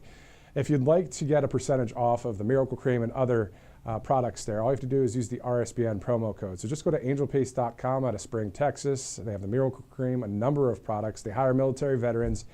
Longtime sponsor here at Right Side. Thankful for that. Let's now go to a newer sponsor, Cove Pure. Now, Cove Pure is pretty awesome, too, because we know that Utah and Florida, they just recently passed these bills to ban fluoride in the water supply. So the question is, why are all these states suddenly doing massive U-turns on fluoride when they've been adding it to our water supply for about 8 decades. Well, we know RFK Jr. has been warning us about fluoride for a while, and the government now admits to the fact that fluoride is linked to lower IQ. So in a study done by JAMA Pediatrics, one of the top medical journals out there, scientists actually found that fluoride levels over 2 milligrams per liter of water caused more than a 2-point drop in a children's IQ score. So that's why we're proud to partner with Cove Pure. It's a water filtration system that sits on your countertop. You don't have to drill any holes or call a plumber to set it up. You just fill it with tap water, plug it in, and it gets straight to work. So their ClearWave technology is certified to remove up to 99.9% of impurities in your water. So anything that's not water, which is interesting to say, but there are things that are in our water, unfortunately, things like fluoride or pharmaceuticals or even forever chemicals. Well, they all get filtered out, leaving you with pure water. So once you try this at Cove Pure, you try that water, most likely you're not going back to tap. I mean, if you drink tap, oh boy, but that's all right if you do, of course. But still, Cove Pure, good stuff. The best part is it has a touch screen that lets you choose whatever temperature you want, cold, hot, warm. It couldn't be easier. So if you happen to like fluoride, of course, that's totally fine. You can get it through toothpaste or mouthwash, but of course, the government should never force you to ingest it. So take back your right to choose, click below, or go to covepure.com/RSBN. For a limited time only, you'll get a special discount of $200 off of Cove Pure. If you'd like to donate to Right Side Broadcasting Network, you see a couple of ways to do that right there, rsbnetwork.com/donate, or text RSBN to 801-801. Another way is there's a number of people out there that send checks to our network, and they've done it for years, and some of them monthly. So if you're looking to kind of share your dollars with conservative media and indirectly invest, some of those dollars into this, thing we call conservative media on the right side of history, you can do so. You can mail us that cash or check if you'd like. 1550 Opelika Road, Suite 6, Box 344 in Auburn, Alabama, 36830. All right, it's 2:41. Thanks so much for streaming in with us. We've been live since 11:30 this morning. Of course, you saw the Vice President JD Vance there. We had Christina Loren, our RSBN host, join us to talk about Hurricane Erin and how that hurricane was headed toward the Atlantic coast and somehow just bent off back toward the Atlantic.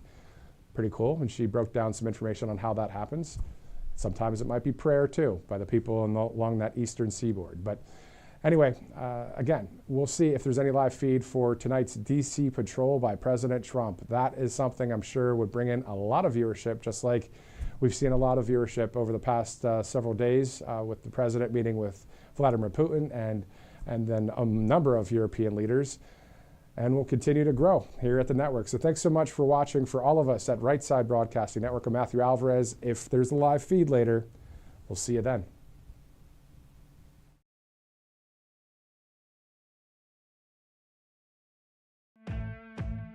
Welcome to Right Side Broadcasting Network, your trusted conservative news outlet. At RSBN, we deliver the truth when the mainstream media falls short. Since 2015, we've proudly broadcasted every single one of President Trump's iconic MAGA rallies, bringing you the excitement and energy live before anyone else. By watching RSBN, you get an unfiltered front row view of the action on the ground. We interview the crowds to give a voice to millions of Americans just like you. We show you President Trump's speeches in their entirety, free from interruptions and censorship. We cover the stories that matter to you with the integrity and passion you deserve. Thank you for choosing RSBN as your home for America First News. Together, we stand strong, united, and informed. So join us and be part of the right side of history. Hey y'all, it's Silk from the Diamond and Silk Chit Chat live show. Look, don't forget to check me out right here on RSBN Network. Be sure to watch the show on Right Side Broadcasting Network, and I want you to support Right Side Broadcasting Network. Yes, it's imperative that you do so, okay? I look to see y'all soon. Bye-bye.